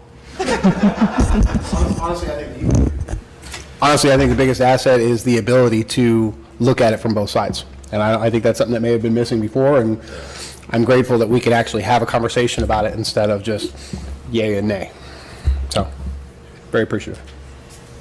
So from here, I guess what we need to talk about is whether we want to come up with the language at this meeting that we're trying to determine is our, is going to be our compromise, or do we want to allow Carrie or staff to go back, come up with something based on this conversation and revisit this? I just want to make sure, sorry to interrupt you, that I don't even know, are we on a consensus here, or is there still a? Yeah, that's what I was wondering. Yeah, Because I think we need to determine that first. Right. If we can come to a consensus, then we can agree on how we'll approach that at that point. But if we're still at a standoff, if you will, Right. I think we need to determine that and determine if this recommendation is going to be split between two different recommendations. So I don't think we've determined that yet. I would prefer not to go in front of another commission meeting to have to say that we're in a standoff, because that wastes the commission's time,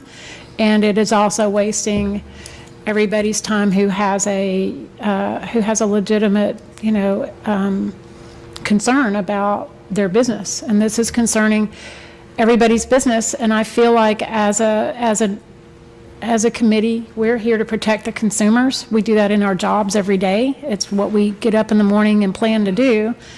And we want to do what is going to protect the consumers under the legislature. But if it means that we have to change our statutes and change our wording and put that before the legislature, to me, then that's maybe where we need to go too. Maybe it isn't written right. Maybe it all comes down to it was never written correctly to begin with, and we need to rewrite the whole thing and propose that. So nuts and bolts on that final part.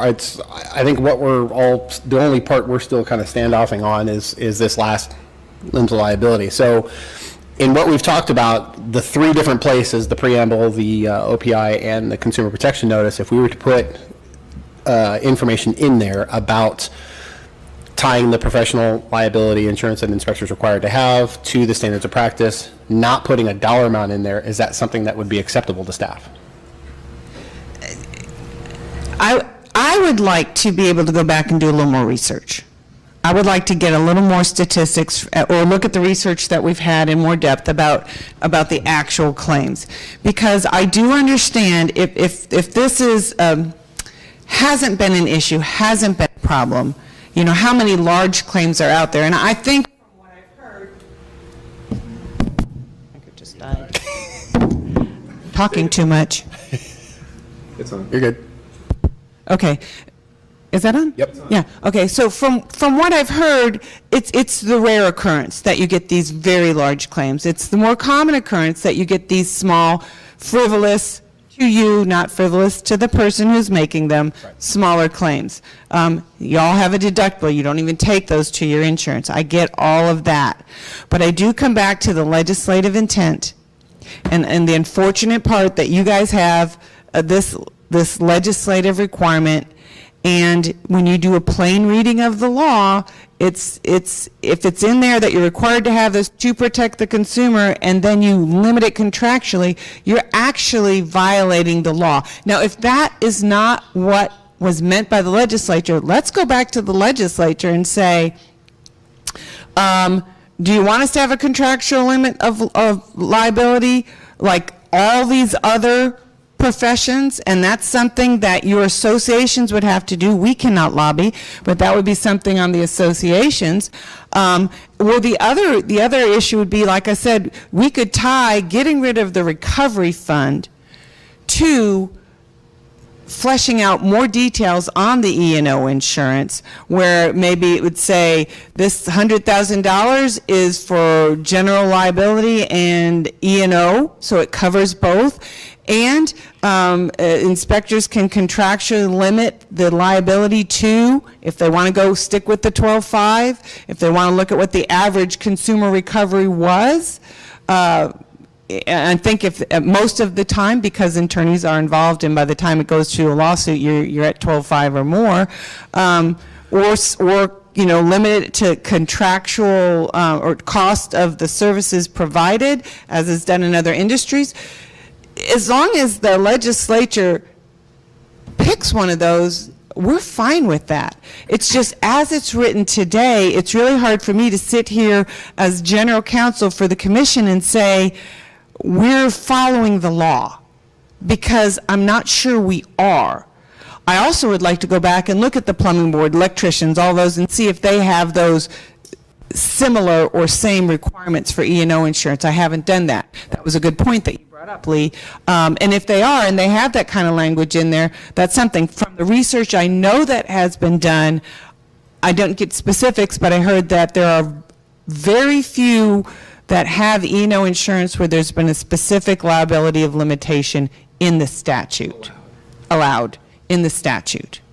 So that's kind of where I am. I like, I kind of like that idea. I think it would be a good exercise for us to come up with some language and maybe come up with some possible scenarios after doing a little bit more research on possible language to suggest. And believe me, if we could come to an agreement on language to suggest for the legislatures, and if the industry members were, lobbyists were willing to carry that water, I think that would be something that would be supported.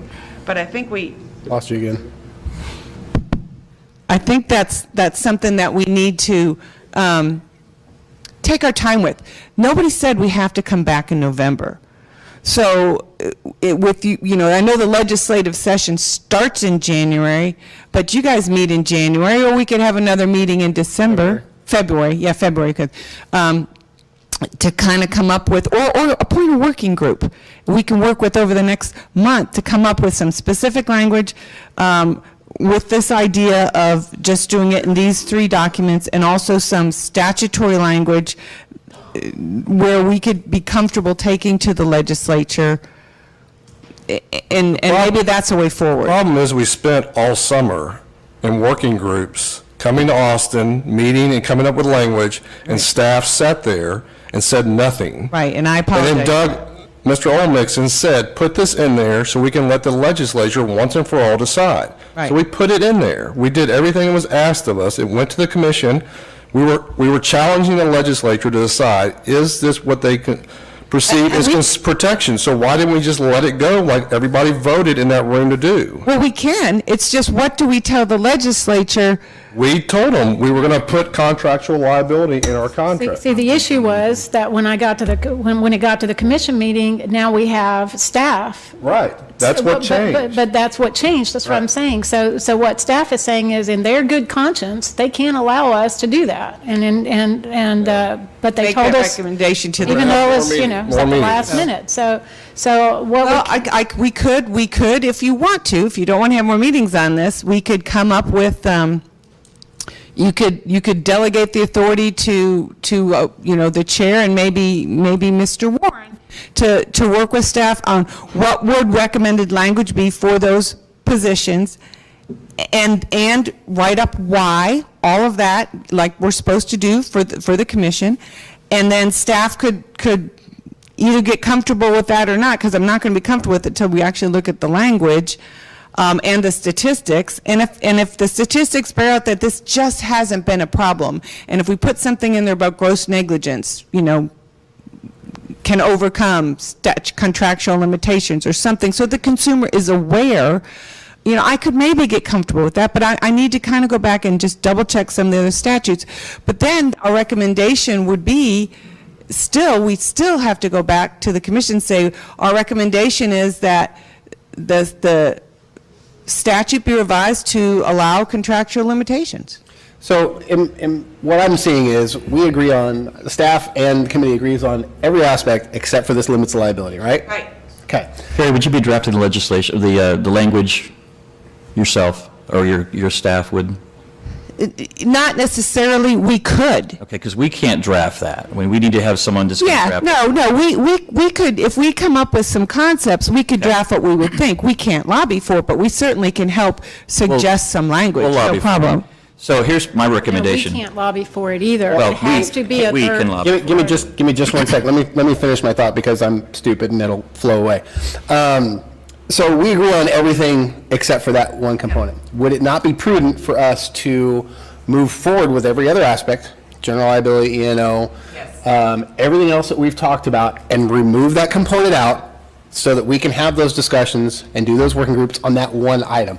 I don't want to take all this stuff and kick this can down the hill. I don't agree. think that's It prudent was to do. just that one item. How do we address contractual limits liability, given the law the way it stands? I That's just really where we are. assume we look at passing the E&O with the general liability rider, getting rid of the recovery fund, every other component of what we were talking about, with the exception of this limits liability, which is the only thing we seem to have contention on. And Right. then, so at least we have that to go to the commission. Here's everything that's there. we Get can- something, move we forward. can I just let don't them want to know. keep Yeah. kicking the can down the road. No, We've I been doing agree. this for over a year. I agree. Wait a minute. We've already done this. And this limited liability thing came up in the last moment. So we've already done our duty. No. The whole thing, it was brought to the commission as a package. The whole package Understand. was kicked back to us. My recommendation, and I can make a motion on this if we need to, is we've done everything. This really needs to be put to bed. It just needs to be finished. If we're stuck on one thing that the staff believes we should add, and we're stuck on the fact that we can't do that, then we're at an impasse. I don't think we are at an impasse. Well, what I'm recommending is we make a motion to do certain things which we've discussed, including leaving that out, and we vote on it. So you're agreeing, right? Didn't I just say that? What he just said. Yeah, I'm just you're- talking about making an actual motion and doing this now, not sending it back for more research. No. What we're doing, I think what we're looking for here is a motion that approves to send everything else on except for the limitation of liabilities question that is still out there, right? And okay. What are you recommending we do with this limited liability thing? Table it. Let her do the Liability gets research. tabled, so we can Okay, go then back. I'm in agreement with you. I misunderstood what you said. Can I just make one clarification for the record? No, it has nothing to do with that, but it was brought up earlier about what would happen if the recovery fund were to go away, and I just want to make sure that everyone in the room and anyone who watches this afterwards understands that when that was added to the legislation last time, because there was legislation, I think, in 2013 to repeal the recovery fund, the purpose of that, what would happen to the excess money in the recovery fund, is there'd be money set aside to pay any outstanding claims, and then whatever was left over would go back to the inspectors. There was never any intention that the agency would hold on to that excess money. I just want to make sure for the record that everyone understood, because I know people have said that out there, and it's not true. So I wanted to correct that for the Right. record. And to make clear, the money in the recovery fund, and somebody came earlier and discussed that there's, I don't know how many hundreds, thousands in it, that's not going to come back to the inspectors. That's going to go to the general fund, less outstanding claims. No, it would go back to the inspectors. Only the inspectors that are active at this That- point. The But balance, there's but not limited to anything the we can- amount of money that they put into it. Yeah, I mean, there's not anything we could do about that, Brad, in terms of the I funds understand. already paid into it. But it would be, yes, it would be. only the active, the other would go to the inspectors. general fund, I believe was the discussion. Whatever was left over after that would, Right. but it would be, with the inspectors would be, so it'd be held out for any outstanding claims. Once that time frame had passed, then whatever's outstanding would go back to the inspectors, and then whatever's left over, if there was any, you'd have to dispose of it someplace to go to the general revenue fund, but it would not come back to the agency. Right. That was my understanding at the time. What's the statute of limitations on the recovery fund? 2 years? Okay. So after 2 years, that money that's held would, okay. Everybody gets $100. Okay, so that's. $10. It's 100. Okay, so we agree with what you're saying. Tony, Yes, ma'am? Tony, could they read that motion again? They didn't make a full They're about to get that. I interrupted them. Okay, that's okay, I thought we sort of had one done. The only problem I have with passing that is if staff comes back and says the only way that you can limit your liability is to not have E&O, then I would not be in favor of passing E&O. I mean, not have E&O. Because that's the whole tieback thing, is that, You're talking about limitations. of yeah, liability. yeah. I don't think is that what we're saying? That's the concern, right, is that we're required to have E&O as interpreted by staff, so that we shouldn't be limiting our liability.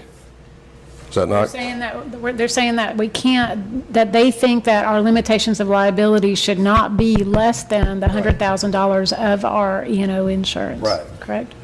Which is an interpretation, right? The E&O is an interpretation by staff. Well, it's a plain reading of the law as written.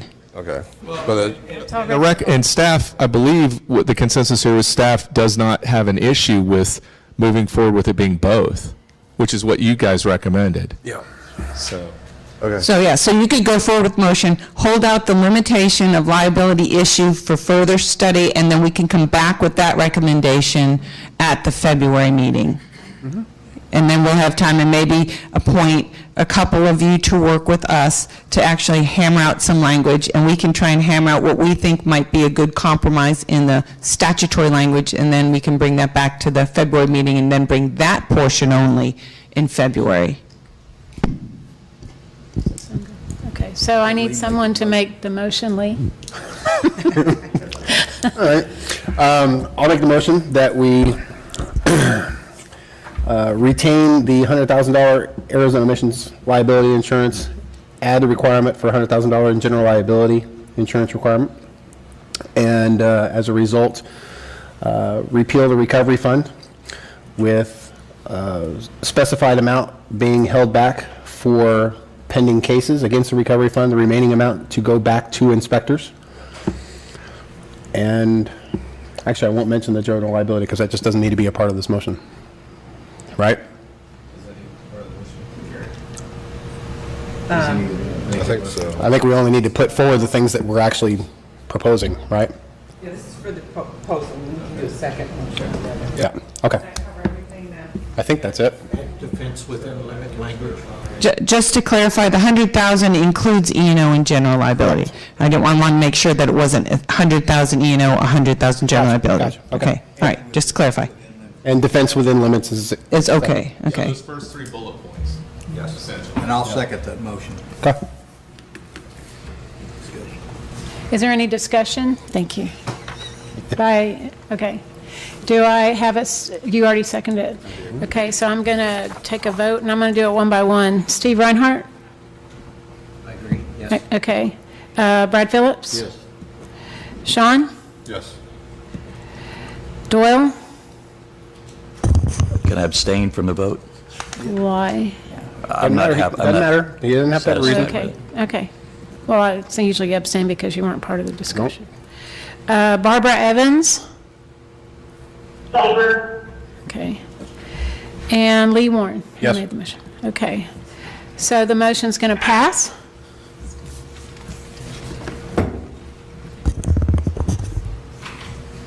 Dear Lord. Okay. What'd you bring for lunch? That's what I'm saying. Okay.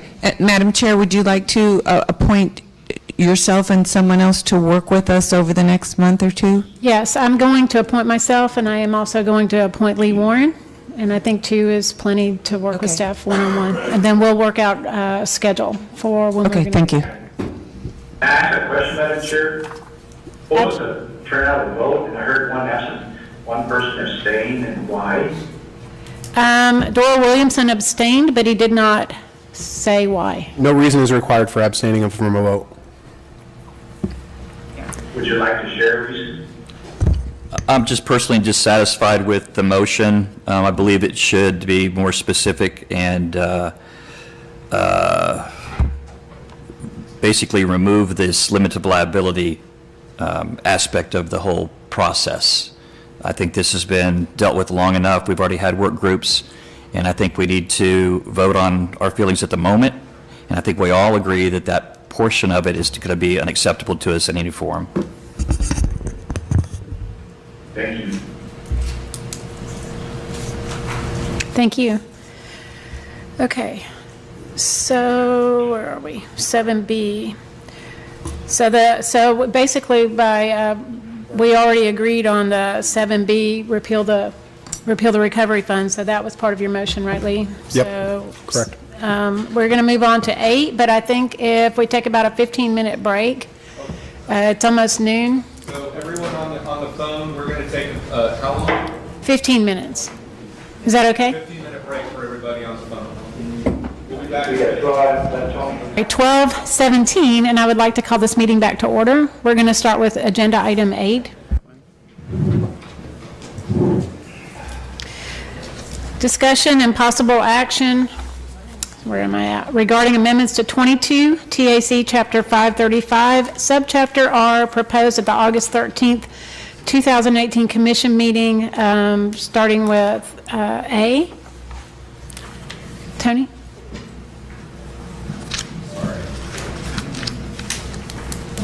Yes, ma'am. Let me get my bearings. I apologize.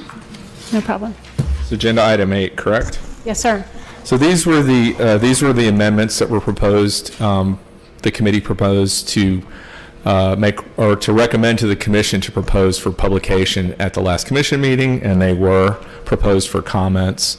I believe there are some comments that were attached to the agenda item for your review to decide whether you want to make any adjustments to the rules as proposed.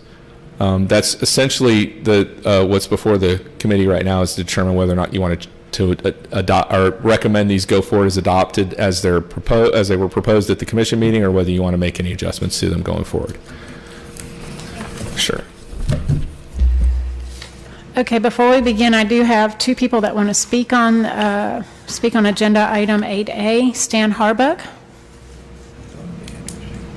You have 3 minutes. Time it. In February, my bride of over 35 years was diagnosed with cancer, which forced us to temporarily discontinue pursuing the drafting of an application under what we might call the 60-16 rule, the experience module / ride-along rule for home inspectors. It's 535.212, which is what this proposal is about. F1B2 and G1B2, depending upon whether we're addressing real estate inspectors or professional inspectors. Now that we've been able to make some preliminary adjustments to that situation, my wife's situation, both my wife and I agree that I should continue to pursue the application, so Texas citizens for whom this rule is a better fit than the related 2440 option rule, the other rule, could take advantage of that. We already submitted an application under this rule before, but since it was not accepted, we learned from that experience and have developed samples that we hope will be acceptable. Then Donna received her cancer diagnosis. That involved major surgery, followed by a long recovery period, followed by ongoing treatments. We apologize for the delays. It takes a very long time to create 60 hours of the kind of curriculum that represents the kind of training that prospective licensees need. Some experts report that it can take up to 40 personnel hours of course development time per hour of course time. We ask that you keep that part of the rule intact and allow the process to continue so that a course can be approved and individuals can benefit from the training and be licensed as a result. From what we understand, the justification for taking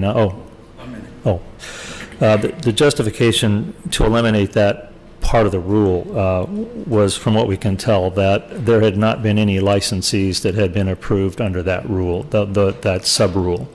And so we just wanted to let you know that we had been trying. We hadn't been successful yet. We are still in the process of preparing to submit another application, hopefully within the next month or two. We would ask that you request that the commission take that rule change out so that it can remain intact, and that we and others potentially could apply under that rule to be able to provide the training necessary for qualifying courses for pre-licensees. Yeah. If you have any questions, I'm happy to answer any questions you might have.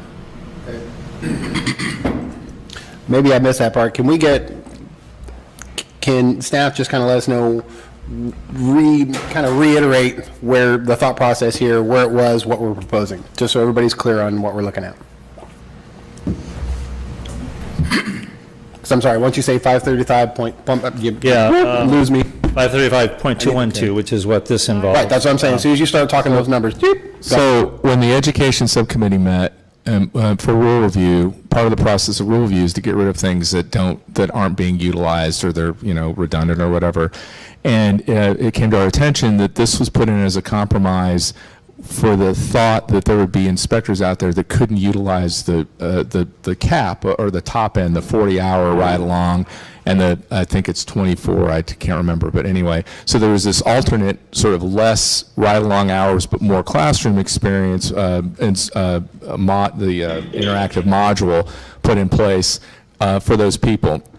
And I understand what Mr. Harbuck's saying, that they haven't developed a course, but no one has, including the largest education providers for inspectors in the state have offered this, and no one's gotten their license. So we determined, outside of knowing the issues that Mr. Harbuck just raised about why they didn't do it, we just made the proposal that this was language in the rule that wasn't being utilized. It was convoluted. It was confusing. If we could reduce that or remove that option because no one's utilizing it, it would streamline the rule. So that's what the education subcommittee came to determination and brought it to you guys at the last meeting, and you agreed. Okay. I just want to make sure everybody's on the same page. On that one, if memory serves, when we put that into place, there was a huge question on whether there would even be enough ride-along instructors to do that, how that was going to fly, if it was, how hard it was going to be, or we going to, there was a thought that we would have a hard time getting people in the inspection industry and whatnot. I think we've proven that has not been the case, that there's been a substantial increase in continual licensure of ride-along instructors, that hasn't been an issue. And the whole point of putting that into place is you get more practical time doing physical inspections with a licensed inspector with experience. If I may respond, at the last meeting, and I'm not privy to some of the other trainers' experience with ride-alongs, but at the last commission meeting, one of the trainers, one of the large trainers who does a lot of training throughout the state, indicated to the commission that they have only been able to find about 10 ride-along instructors that they can use on a regular basis. I'm not challenging that concept. I'm just telling you what they said. They suggested that some of those that have the ride-along instructor license obtained it so that they could have a family member or a friend be able to get their license without having to go to another ride-along instructor, and that they were not really available to help schools like their school for the general public. Well, when I think this started, there was probably 35 to 40 ride-along instructors that were licensed, and we are currently over 70. to where we're at now. I mean, we've seen a pretty steady increase. And if I may just address that, we've heard that anecdotally before, but if you look at the numbers of licenses that have been issued, and you have to, there's a ride-along component in that, that the numbers just don't speak to the fact that it's only people doing it for a relative. So I'm just saying we've heard that anecdotally without any evidence showing that these ride-along instructors aren't actually We've providing had them. 1,600 new licenses issued by Trek in the last 2 years. So that's almost basically 50% of licensed inspectors that are out there. So, and that's all with the ride-along requirement. Yeah, I think one of the comments that they also made was that the number of licensees is going down now, and that they believe that it could be a result of the ride-along requirement. I don't see where the licensing number is going down. It's actually going up. It's been going up for the last 6-7 years. Well, the pretty consistently. Yeah. The statistics they saw at that meeting showed red numbers. I'm not sure exactly. All I pulled up here was the August numbers, and there's a steady increase from August of last year to August of this year. Yeah. We haven't had a decrease at all. Nope. Oh, well, I'm sorry. We had a decrease of 5 from April to June. Oh, is it just a 1 month decline? Yeah, 5 inspectors. Yeah. Out of 3,200. Yeah. So we've gone from, in the last fiscal year, to a gain of over 200 inspectors. Well, I think we can do it. The thinking was, having been in those meetings, was that this would be an option for, I mean, the standard for that 40 hours that we're talking about is very high. That's why we weren't successful. I think the points that staff made in terms of trying to make it so that it does provide the kind of experience that you would have actually on a ride-along, that we've now decided that that's the track we're going to take, is to try to provide that. So a lot of work has gone into this. I do believe that there are those, irrespective of what the other trainer said, irrespective of that and whether the statistics show the numbers are going down or not, I just would encourage you to allow, I mean, I don't think we're looking at large numbers of people that are going through this track, but I believe that there are people out there that can benefit from it. The staff has been very, stringent about what they will allow for that 40 hours.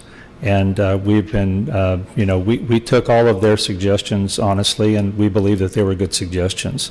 And we just would like to have the opportunity to go ahead and provide that for these students. I think it gives those out there that want to become home inspectors an opportunity that they might not otherwise have. We do have a rural Texas, and Right. and that is a challenge to be able to do the ride-alongs. I know we have them in a lot of cities and so forth, but that's why I say I'm not sure this is going to be heavily utilized. But for those in rural areas, for instance, as an example, I think it can give the consumers in that area a chance to have a home inspector where they might not ever even have a choice unless they paid for a 2-hour drive back and forth for a home inspector, which makes a home inspection prohibitively expensive. So if anything, if I could ask that, because we were hoping that we could address this issue in the Education Subcommittee before it came to the full committee, and I know Stephen has very generously sort of obliged the full committee to give some direction as a result of the Sunset Report, and I think he was hopeful that he could get some direction on that before the subcommittee meets again. But I would at least ask that if you would, to let the Education Subcommittee take a look at it and then bring a recommendation forward to you if that's possible. Sure. Yeah, we didn't have that opportunity this time. This already went through. This went through the subcommittee actually previously, and they addressed it, and this has been proposed by the commission. So the action here is whether or not you guys want to move forward with recommending it that way, or if you want to adjust it in any way. But it's already been through the subcommittee, through the committee process, and vetted by both, and then brought forward to the commission as a recommendation from the full committee. Yeah. But the usual cycle is to send it back to the Education Subcommittee. No, it goes from Education Subcommittee, full inspector committee, commission, request for input, comes back to us in case we want to make any changes to it, and then we resubmit that back to the commission. That's the normal process if memory serves. So we've gone through the normal process, and the number of licensees does not correlate to this point at all, because we're talking about new licensees, and the number of total licensees doesn't, accounts for people that drop off and retire. So if you really want a number that correlates to this, you got to look at new licenses issued by the commission. In the last 2 years, there's been 1,600. I just don't see I don't see any demand for it. Thank you. Thank you, we appreciate your comments. Another, Jim Schumacher, is he still here? He is here. I have a handout of my presentation, if I could give everybody a copy.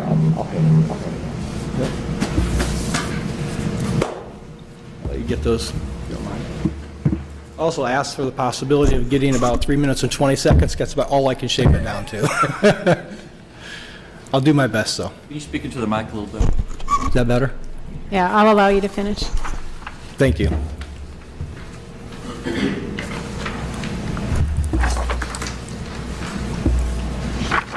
Okay, and who are you representing? I'm Jim Schumacher, and I'm a senior Texas trainer here on behalf of American Home Inspectors Training. Okay. Okay.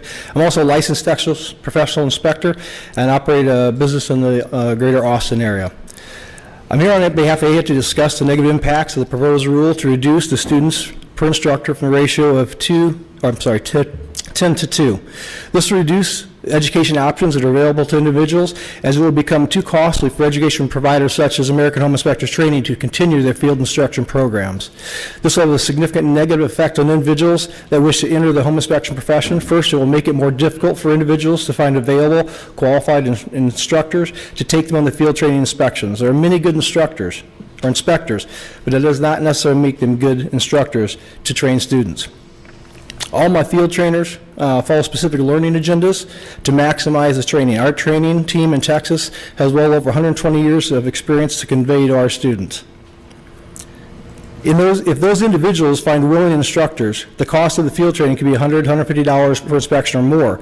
This has been proven in other states that carry similar requirements because inspectors are now training competitors and they can make it more difficult. I've personally seen this happen as I travel throughout the United States and teach. In addition to costs increasing and options decreasing, the student experience will become watered down if this proposal passes. As an instructor that teaches Texas and throughout the United States, I can say that only 2 students in a group will significantly reduce the interaction, the learning experiences, and the effectiveness that a larger group, more diverse group, offers during the field inspections. The diversity of their backgrounds and knowledge adds to the collective knowledge of the group. Their overall knowledge brings a higher question volume and interaction. The variety brings a lot to the class that would be removed. Students have told us this firsthand. This proposal will effectively reduce the number of active inspectors in the great state of Texas, increase the cost per home inspection to the home buyer, and hinder the ability for inspectors to get the inspections done in the required buyer, sell, and option period. Student needs more options, and we cannot offer only limited paths. We all want best education for our students to create the best Texas inspectors and protect the public, but mentoring only works for a few. New York has a proven program that allows for 40 hours of classroom training or 40 hours with a licensed inspector. This gives students options. Most inspectors do not want to train their competitors. Restricting competition over the ability for free enterprise is not the American way and surely is not the Texas way. Is our goal to slow the introduction of inspectors or increase the learning experience? If your goal is to increase the student pass rates, this proposal has very little to do with those outcomes. A home inspection exam does not measure a home inspector's hands-on ability, which is the focus of the ride-along portion of the inspector training. Decreasing the number of students will not have any impact on the Texas passage rate for the home inspector's exam. I could go on, but in closing, this proposed rule will create a restrictive barrier for prospective home inspectors. It will not create a better home inspector, create better home inspectors, or increase the pass rates. It has been said that if you're not part of the process, you're part of the problem. AHIT and myself would love to help. I would make myself available to the committee if we can work together for a better solution. Thank you. Thank you very much.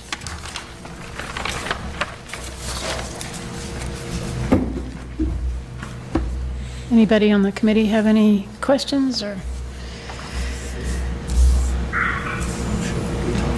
Okay, so I think we need to discuss, we have in our agenda materials, several letters from other ride-along providers that are definitely not in agreement with our changing in the ratio of the ride-along from 10 students to 2 students, and most of them indicate an issue with the cost and how much it's going to cost the students and how much it costs the providers.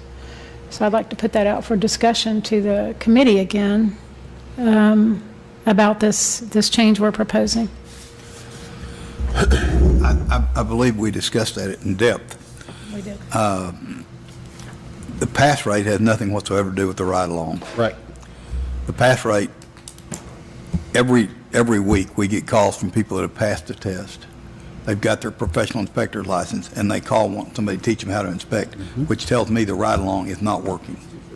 Cutting it down to 2 will at least give them more hands-on with an inspector, and I'd like to go one step further and do away with the fast-track program and go back to an apprentice program mandated where they had to do 120 hours with a professional inspector outside of the training and outside the education. This is the first step in that direction as far as I'm concerned. Yeah, I'm in agreement. I don't think this has anything to do with the pass rate. I don't think the pass rate was even in consideration for this. I think they're two completely different animals. I think that when you go from 10 to 2, the statement states that it would reduce the interaction. I think it actually has the exact opposite, because every new inspector I've talked to, and I've talked to a substantial number through trade associations and inspector committees on local boards, they come out and they've been licensed for 3 to 6 months and they're afraid to do their first inspection. They have no idea what they're doing, and they're begging to go on ride-alongs with people that are actually doing inspections. So, yes, sir. I'm sorry, I just wanted to clarify something. So when the committee considered this at the previous meeting, that was when the determination was go from 10 to 2, and then there was some concern about what impact that would be. So then the committee proposed a compromise of going 2 students per instructor. So it doesn't limit the number of students that can go out, it just limits the ratio of instructor to the student. Right. To provide, as in terms of what the committee thought, a more sort of a better, instructor to student ratio. Correct. There's really no change on this at all then. We're just going to move on. We've already taken this to the commission before. Steve, I'm sorry. And we still need a motion on that, don't we? yes. Oh, we do? Okay. Well, and also to kind of validate, Lee, your comment, I've recently, I think about 2 months ago, hired 2 apprentices. I call them apprentices. One's graduated the full fast track, 320-something hours, and that was his call professionally, is that even though he was qualified, he didn't want to go out and do it on his own. I mean, they self-imposed apprentice program because he's, at 10-to-1 ratio, it was kind of like putting 10 cats in a bathroom thinking you're going to get them all in the tub at the same time. It just wasn't going to work. And he walked away from each one of the field trips. We were there for a couple hours, and I was able to get right in front of the instructor once or twice. I mean, it was really tough, and that's kind of what the motivation was for lowering it. I had recommended it no more than 4. And I think the consensus of the committee was down to 2. And I'm fine with that. The 10-to-1 for continuing education, yeah, it might be a little more. I mean, that was a whole nother discussion, but for the initial training, there's no way I could take 10 people and crowd around a mechanical closet, or take 10 of them in the attic or up on a roof. It just wasn't going to work. Now, if I had 3 instructors or 4 instructors and we all went to the same house, and one instructor was in the attic with a couple of guys, one was on the roof, one was outside, and they just, when the bell goes off, everybody rotate. That was the idea. The ratio was fine. We eliminated I think there was a restriction before on using the same house, but I think this is just the way to go. Our task was to try to improve the quality of training. Okay. All right. So So do I have a motion on 8A? Or do we want to do a motion once we've completed discussion of all agenda items, all items under this agenda number? Since we had, I think it would be just more efficient if there's not any changes to just take them all up as one Okay. agenda item that you're going to move that the commission adopt them as proposed. Okay, so we'll just go on to agenda item B, qualifying real estate inspector instructors and courses, or sorry, 8B. Is there any more discussion about this item? 213. And on C and D. So let's make a motion for agenda item 8. Make a motion to adopt it as written. Second. All in favor? Aye. No one opposed? Aye. Thank you, Barbara. All right, so agenda item 8 has passed with the motion. And agenda item 9, discussion and possible action regarding broker-required payment for inclusion on preferred service provider lists and possible conflict with 22 TAC 535.220, professional conduct and ethics. And this was brought up by Lee Warren, so I'll let him explain his reasons. There's rules in regards to limiting, basically preventing a pay-to-play scenario. And with so many new inspectors coming into the industry, there are still a lot of brokerages that require inspectors, if they want to do any type of advertising, that includes even walking into their office, putting any type of cards out or anything, to pay to be a part of that, which is in direct conflict with professional conduct and ethics. So I wanted to bring this up to kind of address the issue. I had asked Mike Malloy about how we enforce this, and that's where we kind of got into a question mark. So I wanted to bring it up at this meeting so we can at least have that discussion. I think most inspectors that have been doing this for a long time, don't do the pay-to-play scenario, but there's a lot of new inspectors, obviously we've talked about, 1,600 in the last 2 years, that may not know this professional conduct and ethics rules, and falling victim to that. So my concern is, how do we enforce that when brokerages are continuing to try to force inspectors to pay money in order to even walk in their office? Can I address the way we've handled that previously? Sure. Previously, they can't pay for that. They can pay to advertise, and that's the way Right. they've gotten around it. And so it's a fine line, and I don't know if there's a way the staff attorney can address that for us. Well, and I had even submitted one from a particular brokerage that wasn't about advertising. It literally stated out, if you don't pay, you can't even walk into our office, you can't talk to our agents, can't do any of that. That's not advertising. That's a different scenario, and that ought to be turned into the commission for a violation. Which it was turned in, but according to Mr. Malloy, they don't really have the authority to go after them on that. And that's kind of where my question is. Yeah, if I may, I also talked with Mr. Warren about this, and having gotten the information from Mr. Malloy. And while there is this type of restriction on inspectors, there's not a similar or corollary one on the real estate license holders. My recommendation is twofold. I think the rule that is in the inspector section is good because it's actually what is in RESPA. Okay, and it keeps y'all from violating RESPA. The scenario that was described by Mr. Warren, I think violates RESPA. Now, I don't regulate RESPA, but I would strongly recommend that you allow me, I have a broker responsibility working group meeting tomorrow, and this isn't on the agenda, but bring it up as a future agenda items, that they put this on their radar and we get some kind of rule for the real estate license holders that they cannot require those types of things for settlement providers under RESPA, because inspectors are a settlement provider under RESPA. Right. Brokers are a settlement provider under RESPA, and agents. So I think inadvertently it started out as, okay, you can do advertisement, paid advertisement. But I think over the years, people have kind of morphed that to the point where, yeah, you don't get access to putting your materials in our agents' hands and getting on a list of preferred providers, which is what they're doing. That's not advertising. Right. You can't get on that list unless you pay us, which is forcing inspectors who want to get that business to violate TREX rules and RESPA.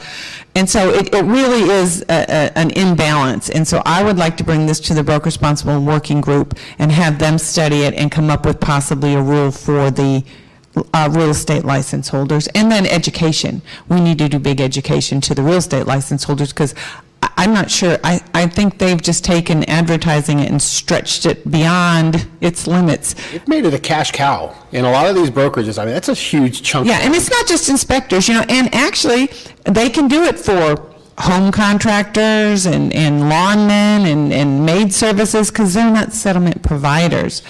But I think they need to understand what those lines are. So I'm saying two things, twofold. We at TREC need to do a better job of education, but I think we need to look at a rule and have the broker I think the Broker Responsible Working Group is the group to do that, and I would be happy to carry this message from this committee to them on that. I'd be happy to be involved in that process as well, since I have more intimate knowledge of it. Okay. Thank you. We appreciate it, and we definitely would like you to go ahead and do that if you can. Any other discussion from committees? Okay, so agenda item 10, discussion and possible action regarding recommendation of proposal of amendments to 22 TAC, Chapter 535, Subchapter R, at the November 12th, 2018 Commission meeting, which is 535-208, application for license, 535-119, schedule of administrative penalties, and 535-220, professional conducts and ethics. That will be me, but hold on just a second. I'm not prepared. So I know. Okay, just briefly while I'm looking for this, these were 3 items that I apologize should have been brought to your attention as part of rule review and just slipped through the cracks.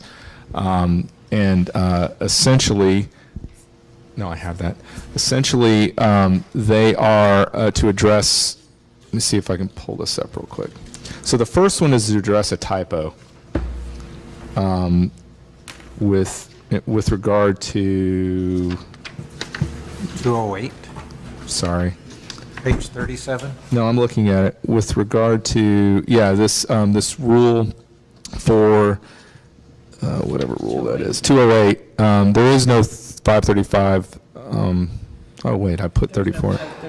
533-34, it's 535-34. So this is just to correct a typo. So there's no substantive change there for that one. And I don't, the second one for 219 was actually to put this reference to 1102-305. Do you remember why that's in there, Mike? Oh.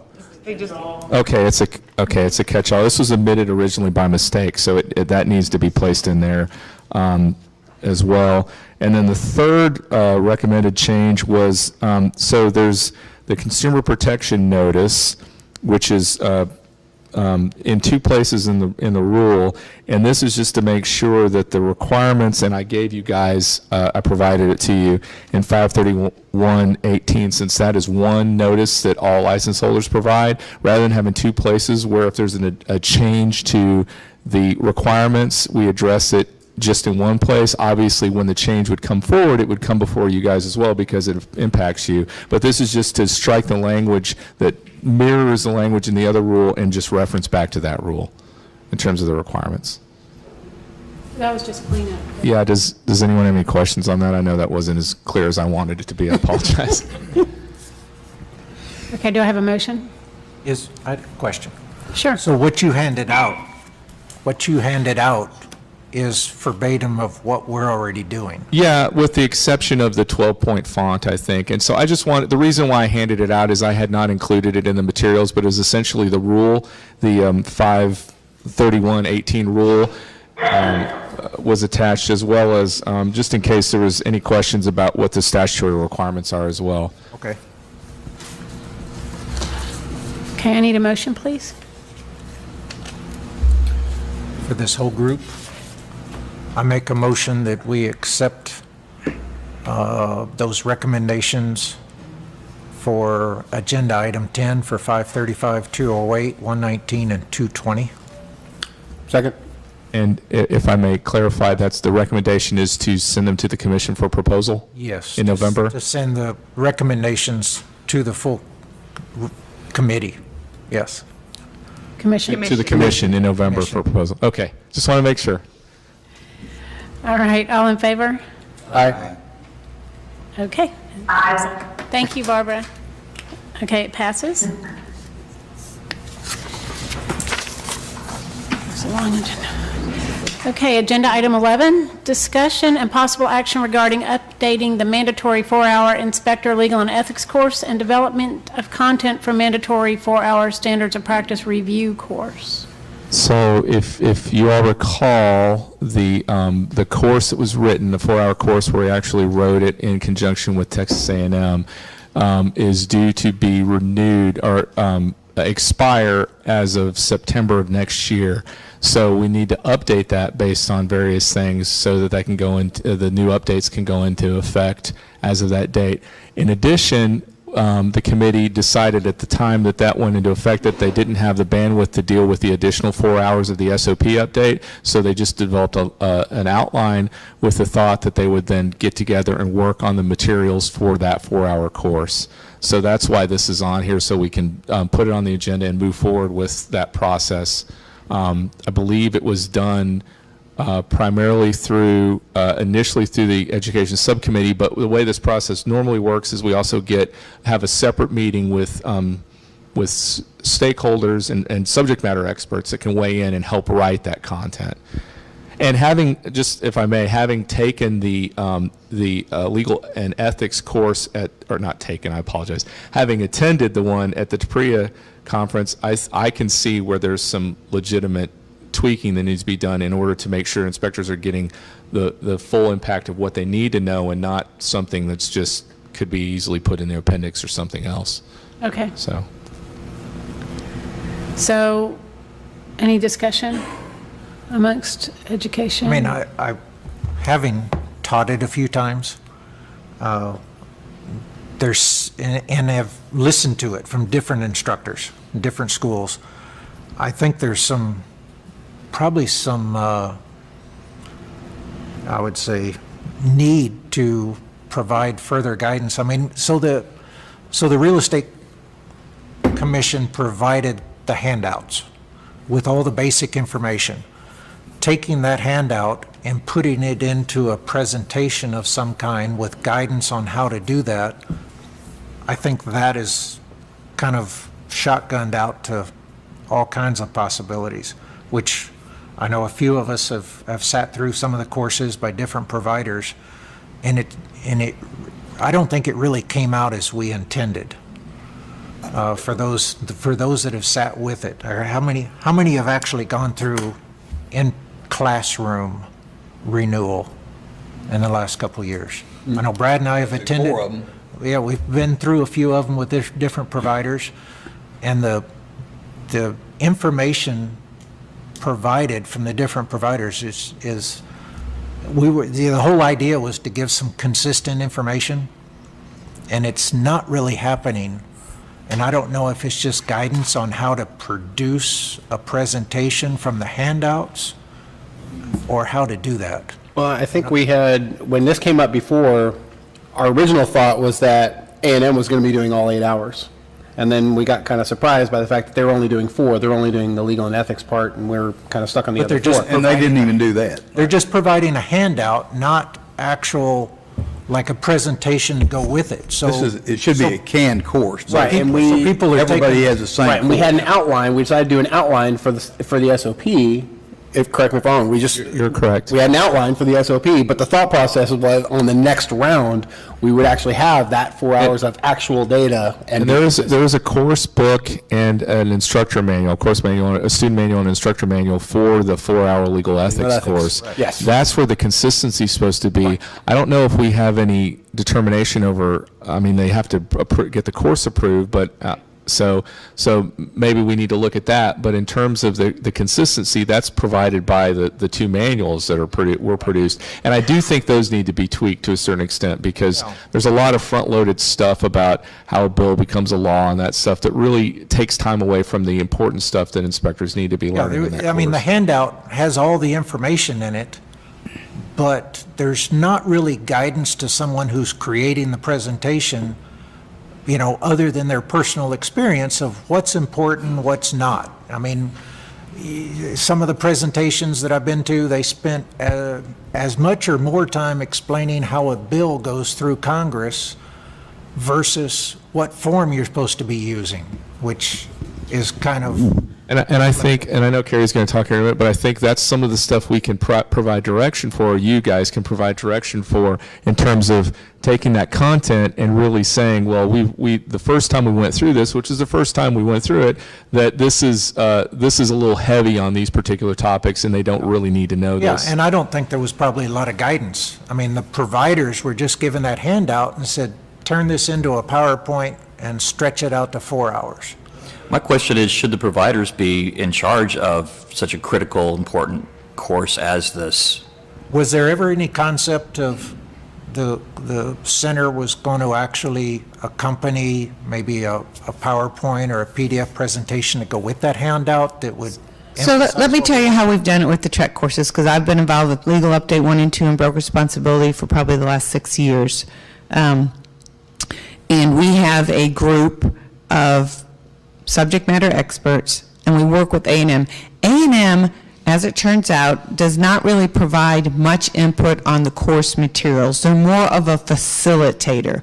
They'll do the editing, they'll put it into publishing form, they'll put graphics with it and get it all bound up for instructor books and present it online. But the subject matter and what's in the course is developed by a writing group. So, for instance, we have a writing group of, I guess, 6 people that were just finished the broker responsibility course.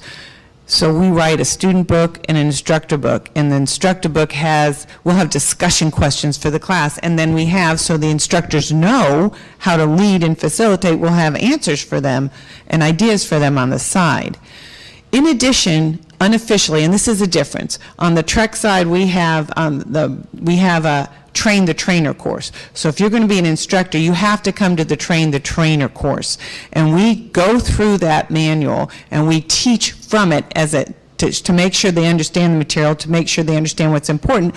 But we also expect the manual that we write with the exercises should take, in this case, it's 6 hours of time. We do prepare, when we do Train the Trainer, we do prepare a PowerPoint. Some years it's been more extensive than others, that most of the instructors ask. And we don't actually, one of our subject, Trek doesn't do an official PowerPoint. One of the instructors who's not staff prepares one and then says, if you want it, give me your card, I'll send it to you, but then she sends out a big disclaimer saying, this is not official, and you can change it the way you want, but it gives them a basis to start with. But I think the most important thing is, and we've changed it over the years, with our very first broker responsibility course, it looks completely different than what we have now. We made it so that it was a lot of class participation, so that we actually had answers for the instructors, so we're giving consistent answers to the questions that we're asking them to discuss. So I think you really need to work on getting a writing group together with some people from the education committee, some other subject matter experts, and really think about what's in the course, what do we want to change, what do we want to add,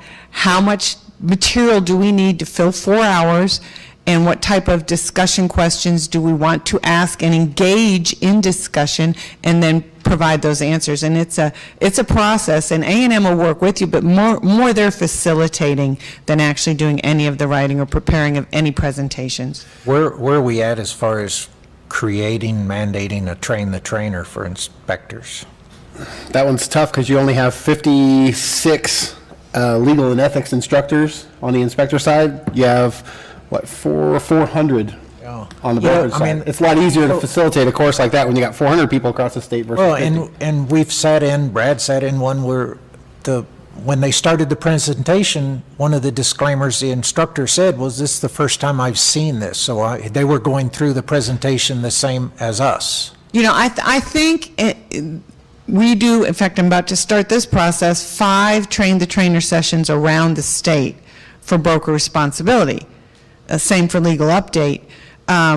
If they were going to coordinate a train-the-trainer, which they could, you take 1 or 2 people from the writing group to teach it, which is what we do. We have 2 or 3 people that teach it.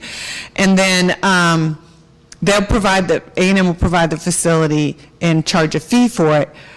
But I can imagine they would pick one place in the state to do it. You only have 56 people. Right.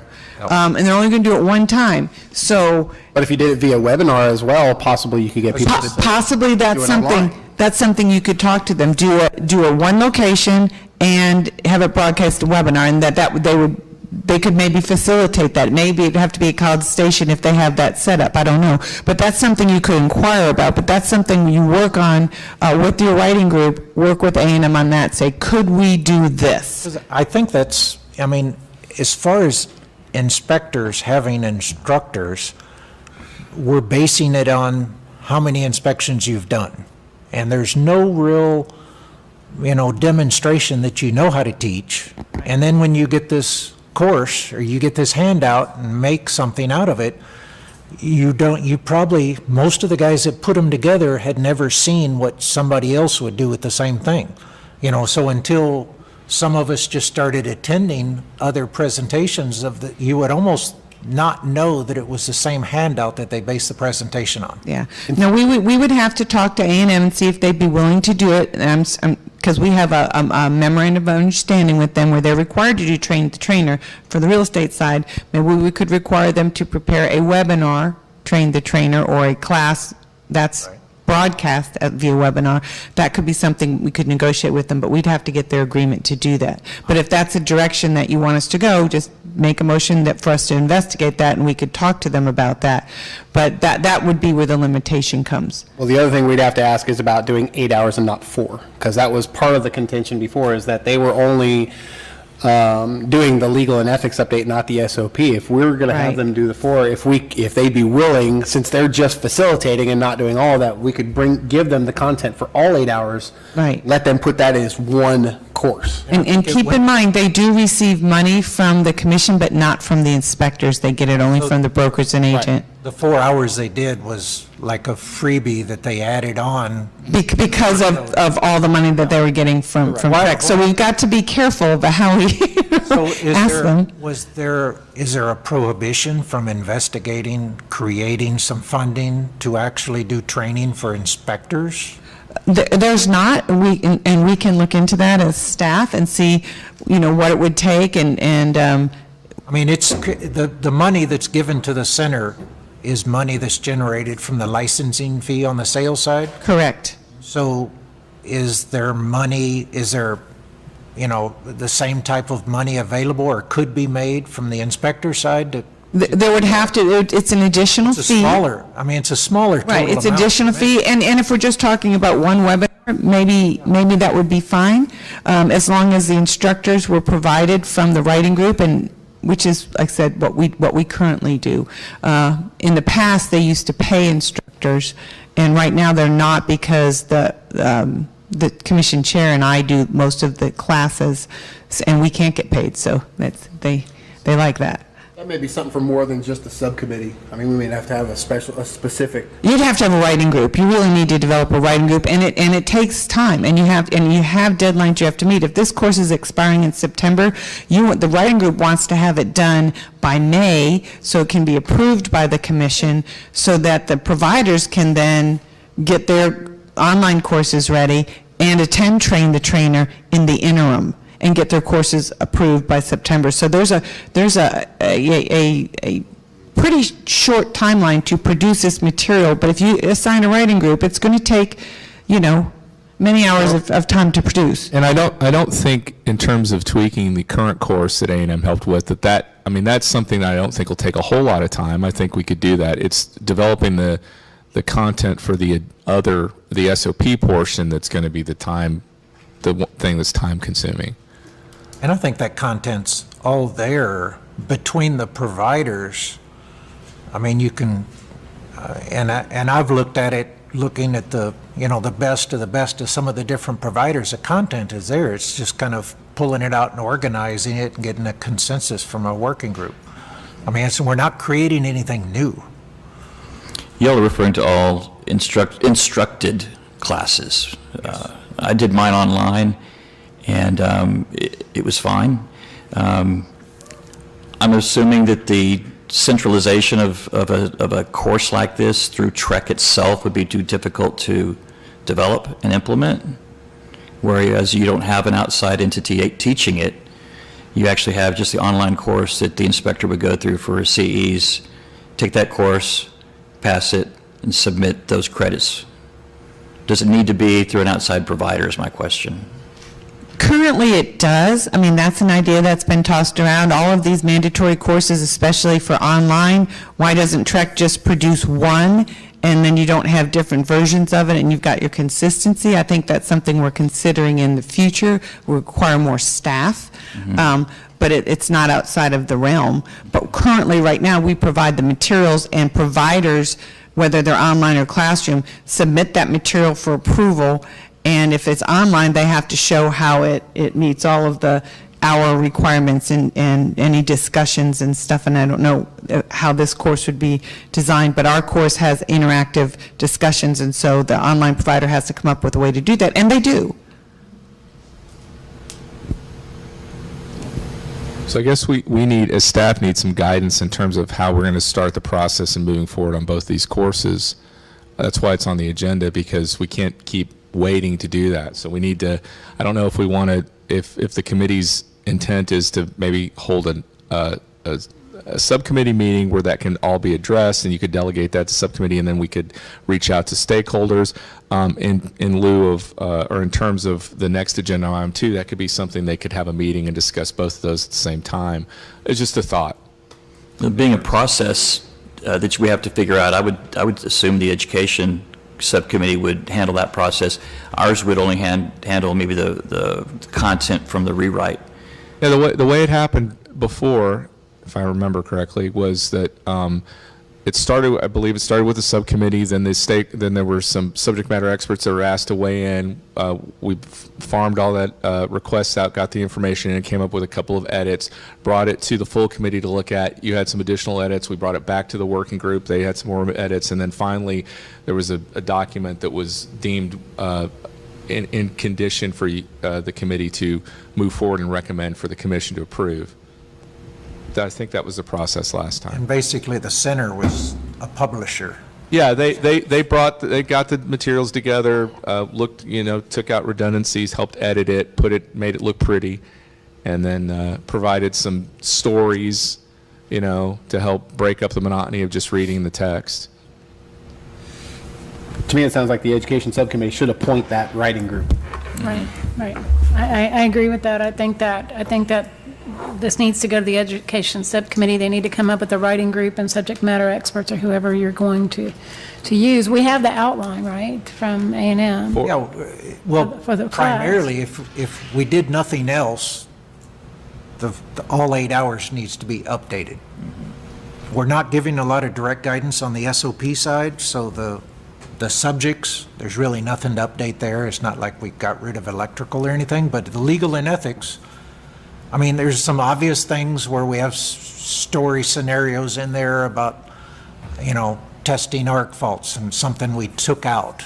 But you got to leave some flex space for there too, because if the legislative session comes up with stuff that updates legal as far as the We can always inspection supplement always supplement the course, but I just wanted to clarify something. I guess maybe I misunderstood.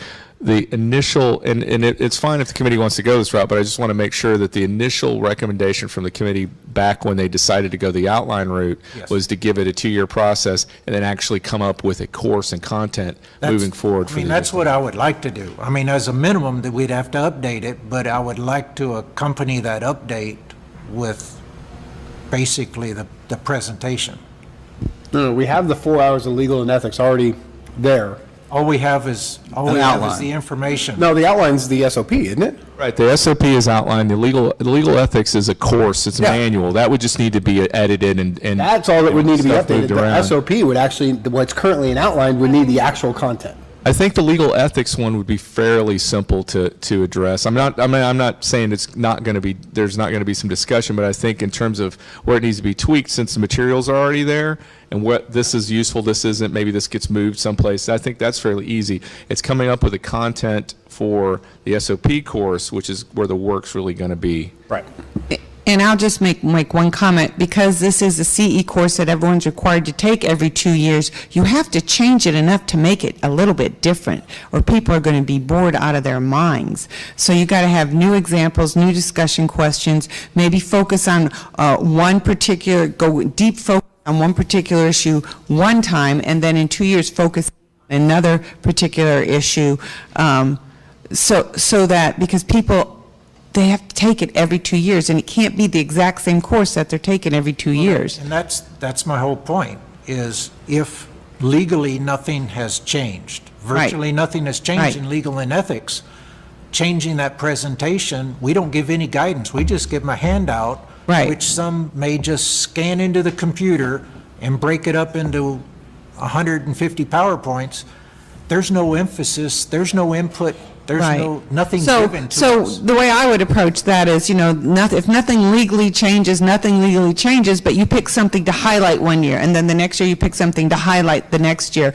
And then with the ethics, you can come up with different scenarios, different stories, case studies that are different every year to emphasize one or more of the aspects that are currently causing issues in the industry. And that's kind of how you do it going forward to Have keep it optional case fresh. studies within the program. Yes. If you had the same program, and if we had a state mandated course, slideshow, PowerPoint presentation, that had optional case studies in it.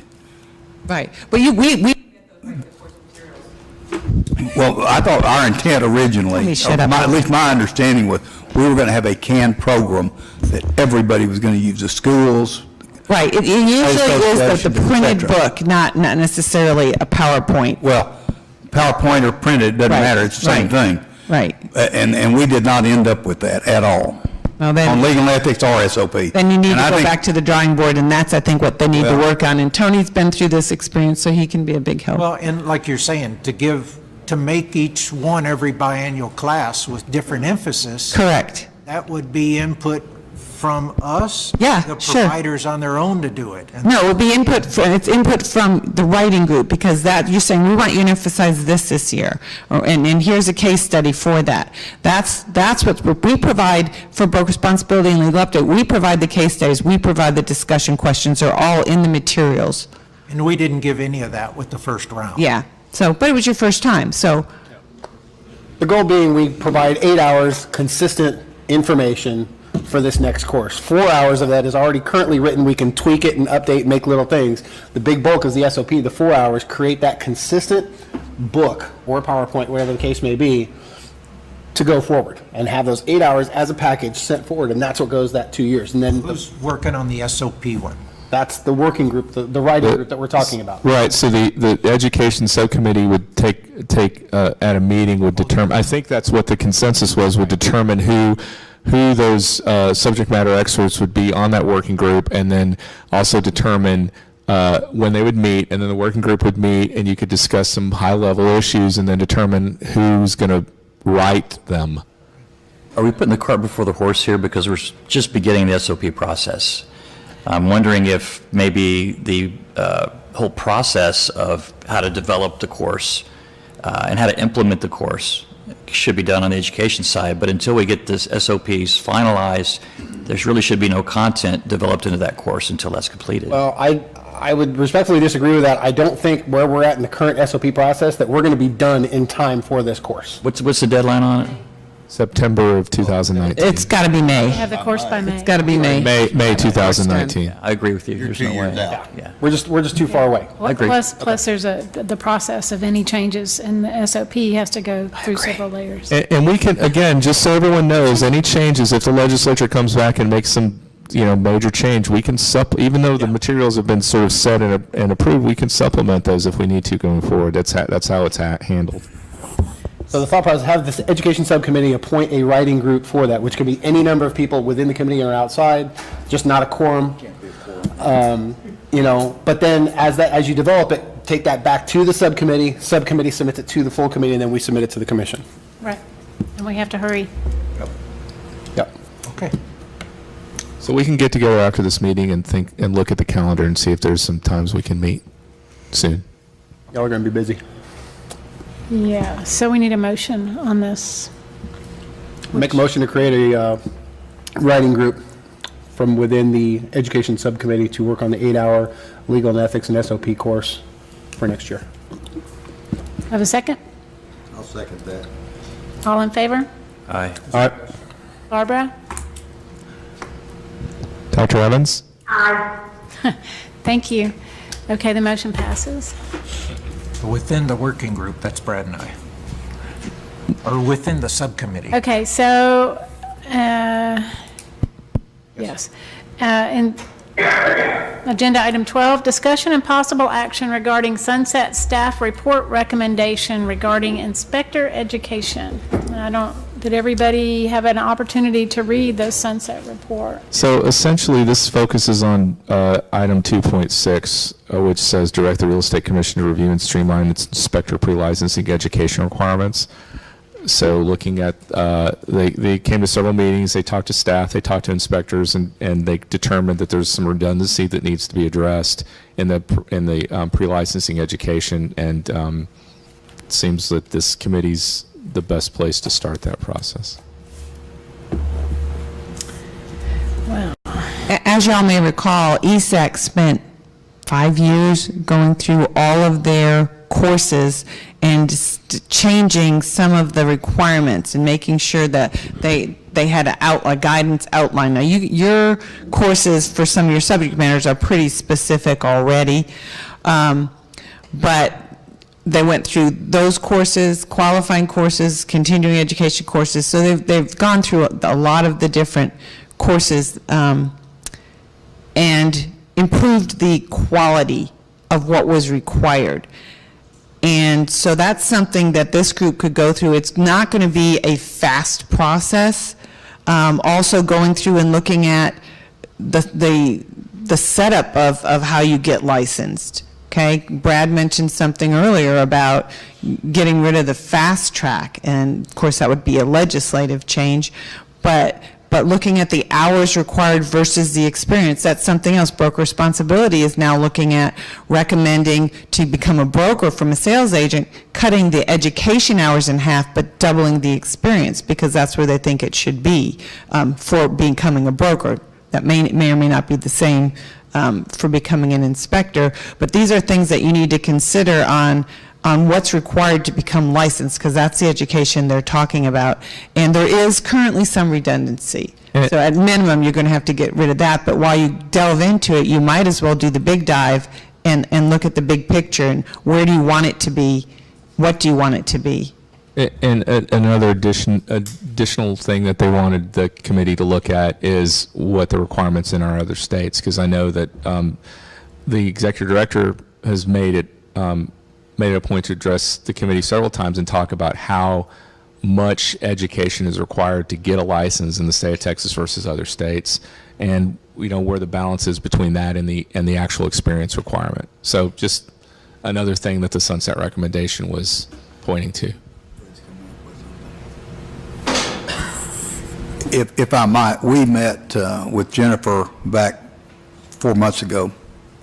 Steve and I did informally to look at the courses and the duplication and redundancy, and we've identified a number of areas where we think we can cut some of the redundant courses, and it's just a matter of cleaning all that up. And I think we're all in agreement that there's some things we can do to improve. A lot of the redundancies would probably go away if we just had one license, in my opinion. I mean, there is redundancies. The redundancies come in when you start going the fast track. If you're doing the apprentice path, they're minimal. Yeah, they're because the hours are minimal. I mean, the hours. So if you're doing the apprentice, you're only getting 90 hours for an inspector and another 130, or no, another 40, which is a total of 140. There's not much redundancy. It's when you go from that 130 to 320 hours, there's only so many things a provider can do for 320, 330 hours. So some of it, the recommendation, I've always thought the hours are way too much. That if the hours came down and we traded quantity for quality, and I know there's some people, most of our exposure to inspectors having problems are fast track guys that did not get the benefit of apprenticing with somebody. Some of it's logistics, but some of it is just plain guys don't want to share their secret recipes with the new guys. But that's where I think the fix is lowering the hours and improving the quality. And that's where we're going to kind of head. Yeah, and I think you can look at all that in the statute. For some of the license type, there's a set number of hours, but I believe for the fast track, it's up to a certain number, so it's capped. So those could be reduced without even going back to the legislature. So the committee can look at all of that as well. Yeah, the apprentices, it's a minimum of 90 and a minimum of 130. And then on the fast track, it doesn't really add up because it says the maximum of 320. But it's true. Yeah, the fast track has maximums, apprentices have minimums. Right. And the minimums are actually more in line with other states. I think It's our creation of the fast track to accommodate the size of our state, which most states don't have to deal with. I mean, if the whole state was the size of Dallas County, you don't have a problem with logistics getting to a school. Right. Because it's somewhere within an hour or two driving. Here, there's guys in West Texas that there's no way to apprentice. Right. So the fast track is there, but it creates a lot of problems. But they seem to be able to find apprentices for plumbers and electricians and mechanical contractors in those areas. Yep. Don't those apprenticeship programs last a lot longer than, say, 25 inspections? Yeah. I mean, like They do. They're 4,000 years. Yeah. Depends, some of them are different, Usually they're not consistent. But I don't think anybody on the committee or anybody in the audience can argue that apprenticeship inspectors turn out to be better inspectors. I agree, yeah. I was just thinking they need to be an apprentice longer. Well, I'd love to see 120 hours. Yeah, I would too. Okay, I'd like to invite Fred back to speak. He has, That's my recommendation. Yeah. I was going to As one of those folks that was involved in some of this in the past, I just wanted to compliment you for addressing this topic. Carrie's correct. Sunset's addressed an issue. What's that? You're who? Oh, yeah. I'm Fred Buck. All right. Carrie's right. Sunset has addressed the topic. I'm curious if Sunset understands the difference between fast tracking and the apprenticeship program that's in place. What's curious and what you're identifying, and I agree with what you're saying, is that Texas was the first out to have the different levels of licensing. What's curious is Texas is still the only one that has different levels of licensing. So one of the questions remains, is that a good idea, and how are you going to maintain it? The decision to go to a 2-to-1 ratio for instructors to students, that was designed for the apprenticeship program. The fast tracking program allowed for more folks to be present for training purposes.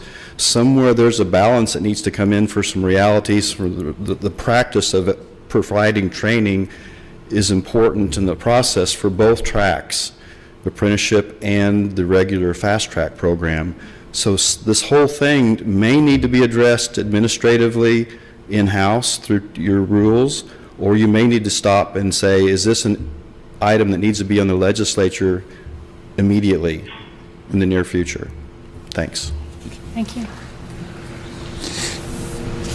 I'm typically not in favor of lowering the hours. I don't like the thought of lowering the bar, so to speak.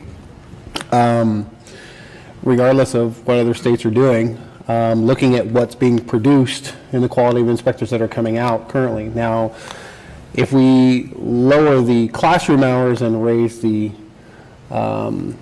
on-site hours or apprenticeship hours or whatnot, I'd certainly be willing to look at that. And if there's redundancies and we're making the same people go through the same class 2 or 3 times, absolutely, let's go ahead and get rid of that. But just in the essence of lowering the hours, I'm not in favor of that unless we're really finding a way to substantially increase the quality like you're talking about. But how do you, that becomes the question. How do you actually increase that quality? So I think the apprenticeship, I'm all for the apprenticeship and making that longer than the 40 hours, but as a rule, I'm not a big fan of just lowering the hours. Well, the hour, There's not an apprentice 40-hour. Right. I know. That's part of the fast track program. I know. What I'm long-term proposing is doing away with fast track and having a true, honest-to-God apprentice program as part of the I'd be professional inspector and doing away perfectly okay with with that. a because real estate inspector. our hours through the apprentice track are similar to other states. And I don't, like you say, we created the first license, we did multi-level, we've been that way for 40 years. There might be a reason why nobody else followed that model.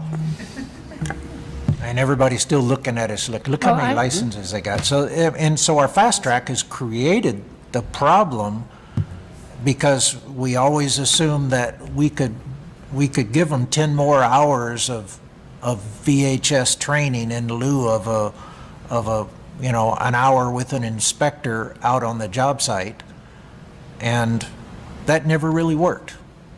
And we haven't changed since some of these were Betamax tapes. Well, I'm going to speak in favor of fast track just for a moment here because it is a big state. Yep. When I tried to get my license when I first started, I couldn't find a soul that would sponsor me. Not a soul. One is, they said I was a female. It's not a place for women to come and work. It's not a woman's job. I couldn't find any man, and there was no other women really, unless they were in Dallas. I think there was a lady up there. I'm in Bastrop. And there were no schools at the time other than, I think, Houston. So there was nothing in Austin. And so I was really limited by how I could go forward and try to get my education and get my license and make a living doing something that I thought I would want to do.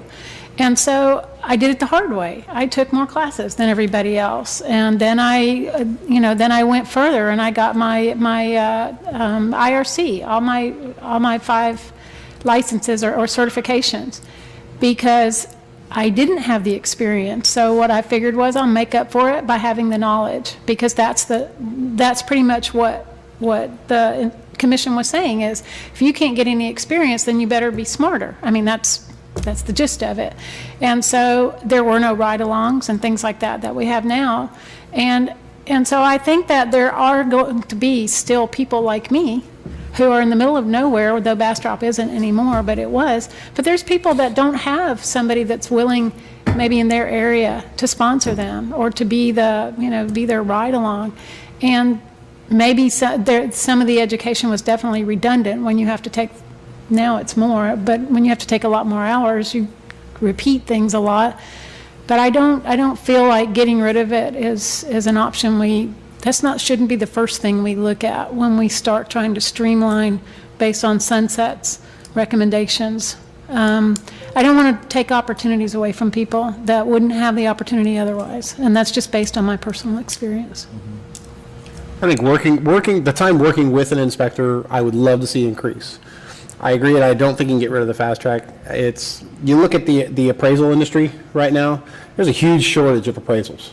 And right now, even different schools and whatnot, I spoke to Champions the other day, if you take an appraisal class, before they even let you sign up, you have to already have a commitment from another appraisal company that they're going to sponsor you for those 2 years. If you don't, they don't even let you sign up for the class. And there's a lot of companies out there that just are not doing it anymore. And that substantially limits the ability for people to get that license.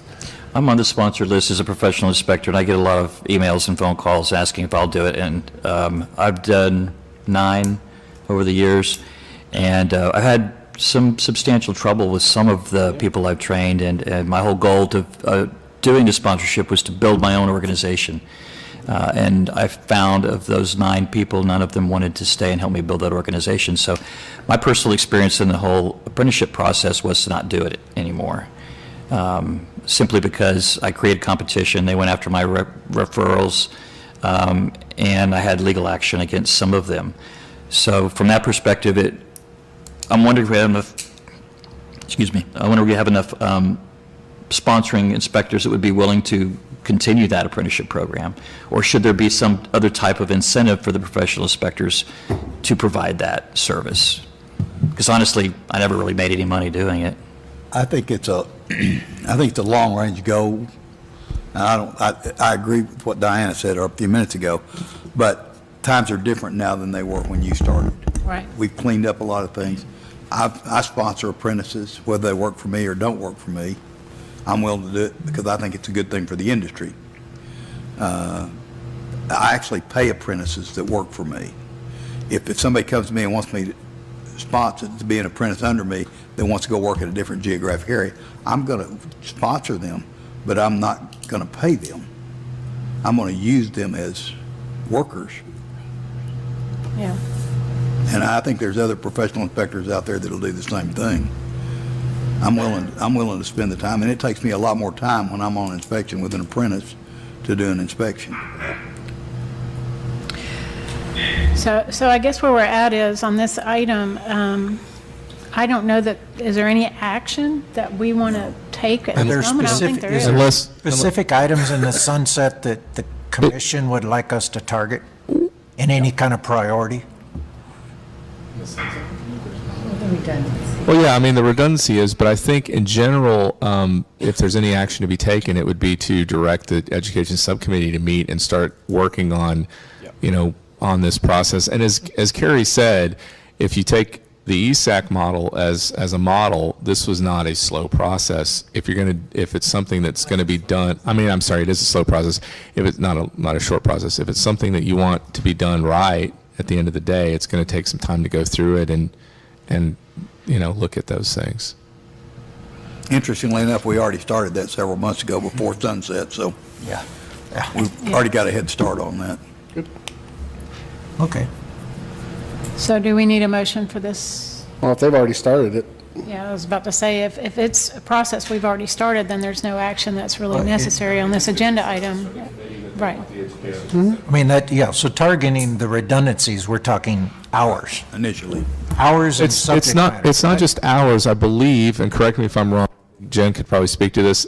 I think the SOP course is taken at least twice. Right. Some of the courses are required to be duplicated either 2 or 3 times, but I think the sunset also meant specific duplicative courses as well as duplicative content. Right. The education committee is. So if you go the apprentice path, you got to do the 16 hours of legal and ethics, and then if you do the fast track, you got to do another 40 hours to include the 16 hours again. And then if you do the professional, you get it 16 again, and if you go the fast track, it's there again. And there's only so many ways you can break up the structural and electrical and plumbing. I'm not sure, how they're addressing that, but there are some duplicates.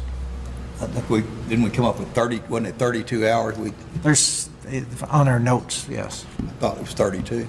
There may be some ways there. Of course, if in Lee's mind that we don't delete the hours, so if we delete taking SOP and ethics 2 or 4 times, that means just adding that to electrical or plumbing or something else. Well, if there are genuine redundancies. You were okay with it. Okay, yeah. Right. Yeah, they do. So if you go out and you pay for the, say, 130 hours apprentice path to professional, you're take them all twice. And if you fast track, you do it again. So I think we're good with having the education subcommittee look at that. And relooking at maybe reorganizing the number of hours in each area, which I've been working with also the outline from the national exam. And I don't know if we can actually get test data on specific areas on how our inspectors are doing on their tests. We asked Gwen for that information, and she was going to research it for us. Yeah, we've made the request, we haven't received the information yet. Nothing yet. Well, I'd make a motion that we Continue that path. continue that path and work with reducing the duplication of multiple courses, Which meets the, which meets the, which would meet the Sunset Reviews. Review's recommendation. Okay. do I have a second? All in favor? Aye. Barbara? Aye. Thank you. Motion's passed. Okay, so agenda item 13 is the request for future meeting agenda items. I think you've already got some of I that. think we've got a list going right now. Is there anything else that wasn't covered that we have already addressed? Tony, do you have anything else you'd recommend? Okay. All right, so agenda item 14 is to discussion of future meeting dates. Well, the, April. Well, I didn't know if the committee wanted to meet prior to the February meeting. I think it might be a good idea to meet in December, maybe, after the commission meeting. 23rd, 24th. Sure, 25th. Yes. I think we definitely need to meet, because we're gonna hopefully propose the limits liability Yes. question to the commission to the February meeting. So we Right. definitely need to meet before that. when is the commission's meeting date? I'm sorry, I don't know it. The November one's the 14th, and then the February one is, I don't know, it's usually coincides with the TAR winter meeting, and so that's, I think, the second weekend typically of February. Okay, so we need to meet. So what has happened in the past, if you want to avoid doing this, is you've had a meeting prior to that meeting to deal with issues, and then you've had another meeting at the end of the month to elect your officers, because you're required to elect your officers in that. And we're also hopefully going to be doing some interviewing for some committee member vacancies to try to fill those as well. sorry? Committee members, that will be, There's some committee members that are going off the committee. Really? Yeah. how many vacancies will we have? 2? We'll have 2 Plus public. inspector committee members, and I haven't talked to them yet, but all of the public members are up for At one time? either they want to be reappointed or to just step off. Their tenures are up in February. Unless, I may ask Surrey up. unless if they're not replaced, we sit until they're replaced. Correct. You're stuck. Well, you're not stuck, but you like to serve until, replaced. But, yeah, all the public members are 2-year terms. The inspector committee members are 6-year terms. So if there's anyone out in the audience or who will watch this video later who's interested in being an inspector committee member or know some public members, please either email myself or Carrie with a letter stating your intent and a resume. could you reiterate how detached from our field do you have to be a public member? So, 2 things. Thank you for bringing that up. One is, in terms of committee members, public members, in the past, even though some people have applied that are not inspectors, if they work for an inspector company, that's considered a little too close to the inspector industry to be able to be an objective public member. So that is any sort of relationship with any sort of real estate provider, I think would be something that the appointment committee would consider as being a possible problem in terms of the public member. Okay, so any of the working groups or any other meetings that we've talked about having to discuss some of the other items in previous agendas, that doesn't have to be on the calendar. For instance, if I have to meet with Lee and then we meet with, Right. that's not an agenda item here. What we need to do is pick one.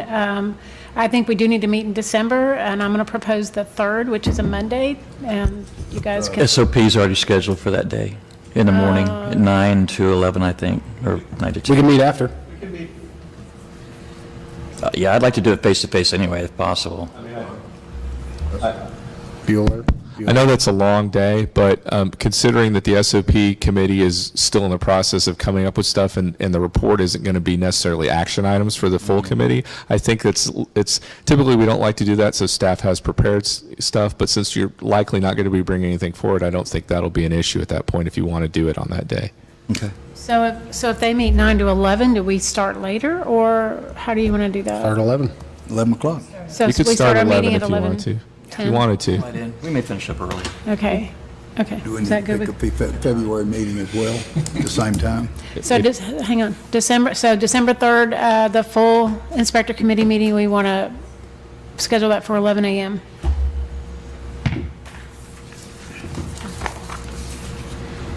I'm sorry, I was looking at the calendar. Did you ask me a question? No, we asked about, do we need to schedule February as well? If you want to, you can.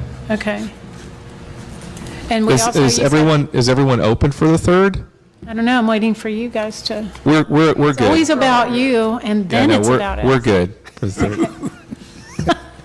The executive vice president. Okay, so staff is good, so let's say December 3rd at 11 will be the full committee meeting, and we have the standards of practice subcommittee meeting at 9 a.m. prior to the full meeting. And then, do you say we do need to meet in January, or we do need to meet in No, February? you have to, if you meet in January, you're going to have to meet in February anyway to elect your anyway. officers, so it just makes more sense if you can meet early in February to take care of that business and anything else. And that's also the meeting that inspectors can come to and get CE credit for. Why is that the only What meeting? about the 4th? That's hang on. Monday, the 4th, does that work for you? Hold on a second, I'm sorry. Sorry, I should ask Tony first. I know. We should just tell him to suggest a day. Okay, so the commission meeting's on the 11th of February. 11. If you guys meet on the 4th, just understand that the agenda's already set and out if there's any new items. So in December, we'll be looking at any items to set on the February agenda, which is fine. The only other option would be the 1st. Yeah, the first would be the only other option. But geez, sorry, that's cutting it close because that's when the agenda is set for the, right? The first is Yeah. when the agenda is set and published, so it would be really tight to have a meeting and then have to adjust the agenda at that point. Suggestion, why don't we move the commission meeting to a later date in February? There we go. Okay, you gonna make a motion in a second? We'll let you call Ava. What's her number? So, again, as Carrie suggested, we could deal with any issues that you want to at the December meeting, and then the February meeting, you can discuss them again just in case, because, you'll be able to have the chair at the February commission meeting to address any issues as they come up. But you could discuss them, and then knowing that when you meet in February, you're not going to have a chance to change the agenda per se. Okay, so February 4th, good for everyone here? It's good for us. Okay, what about you? February 4th? Yes, still it's good for us. Thank you. So February 4th at 10 a.m. is the full committee meeting, and that is the meeting where we will elect new officers. And then when, I didn't get it from you, Tony, when does the date start for people to submit applications for open committee members? Right now. Right now? Do it, yeah. If you're interested, do it. Just, like I said, a letter, email or a letter stating your intent and a resume attached to it. And when are the interviews? Once we get a group of applications, likely, I'm guessing in November, the chair of the commission will appoint the committee to start Okay. looking at it. And then hopefully we can start the process in December, at the very latest January. We've done that before. Okay. So, And Tony will send something out via Gov Delivery or newsletter or something. yeah, and I'll figure out a date, a cutoff date, so people know that as of this date, we're not accepting applications anymore. Okay. Okay, so, forgot what I did with my agenda. We don't need a motion to adjourn. Okay, so the final, I don't know what, my paperwork up. So we will now adjourn the meeting. It is 1:43. Thank you, everybody.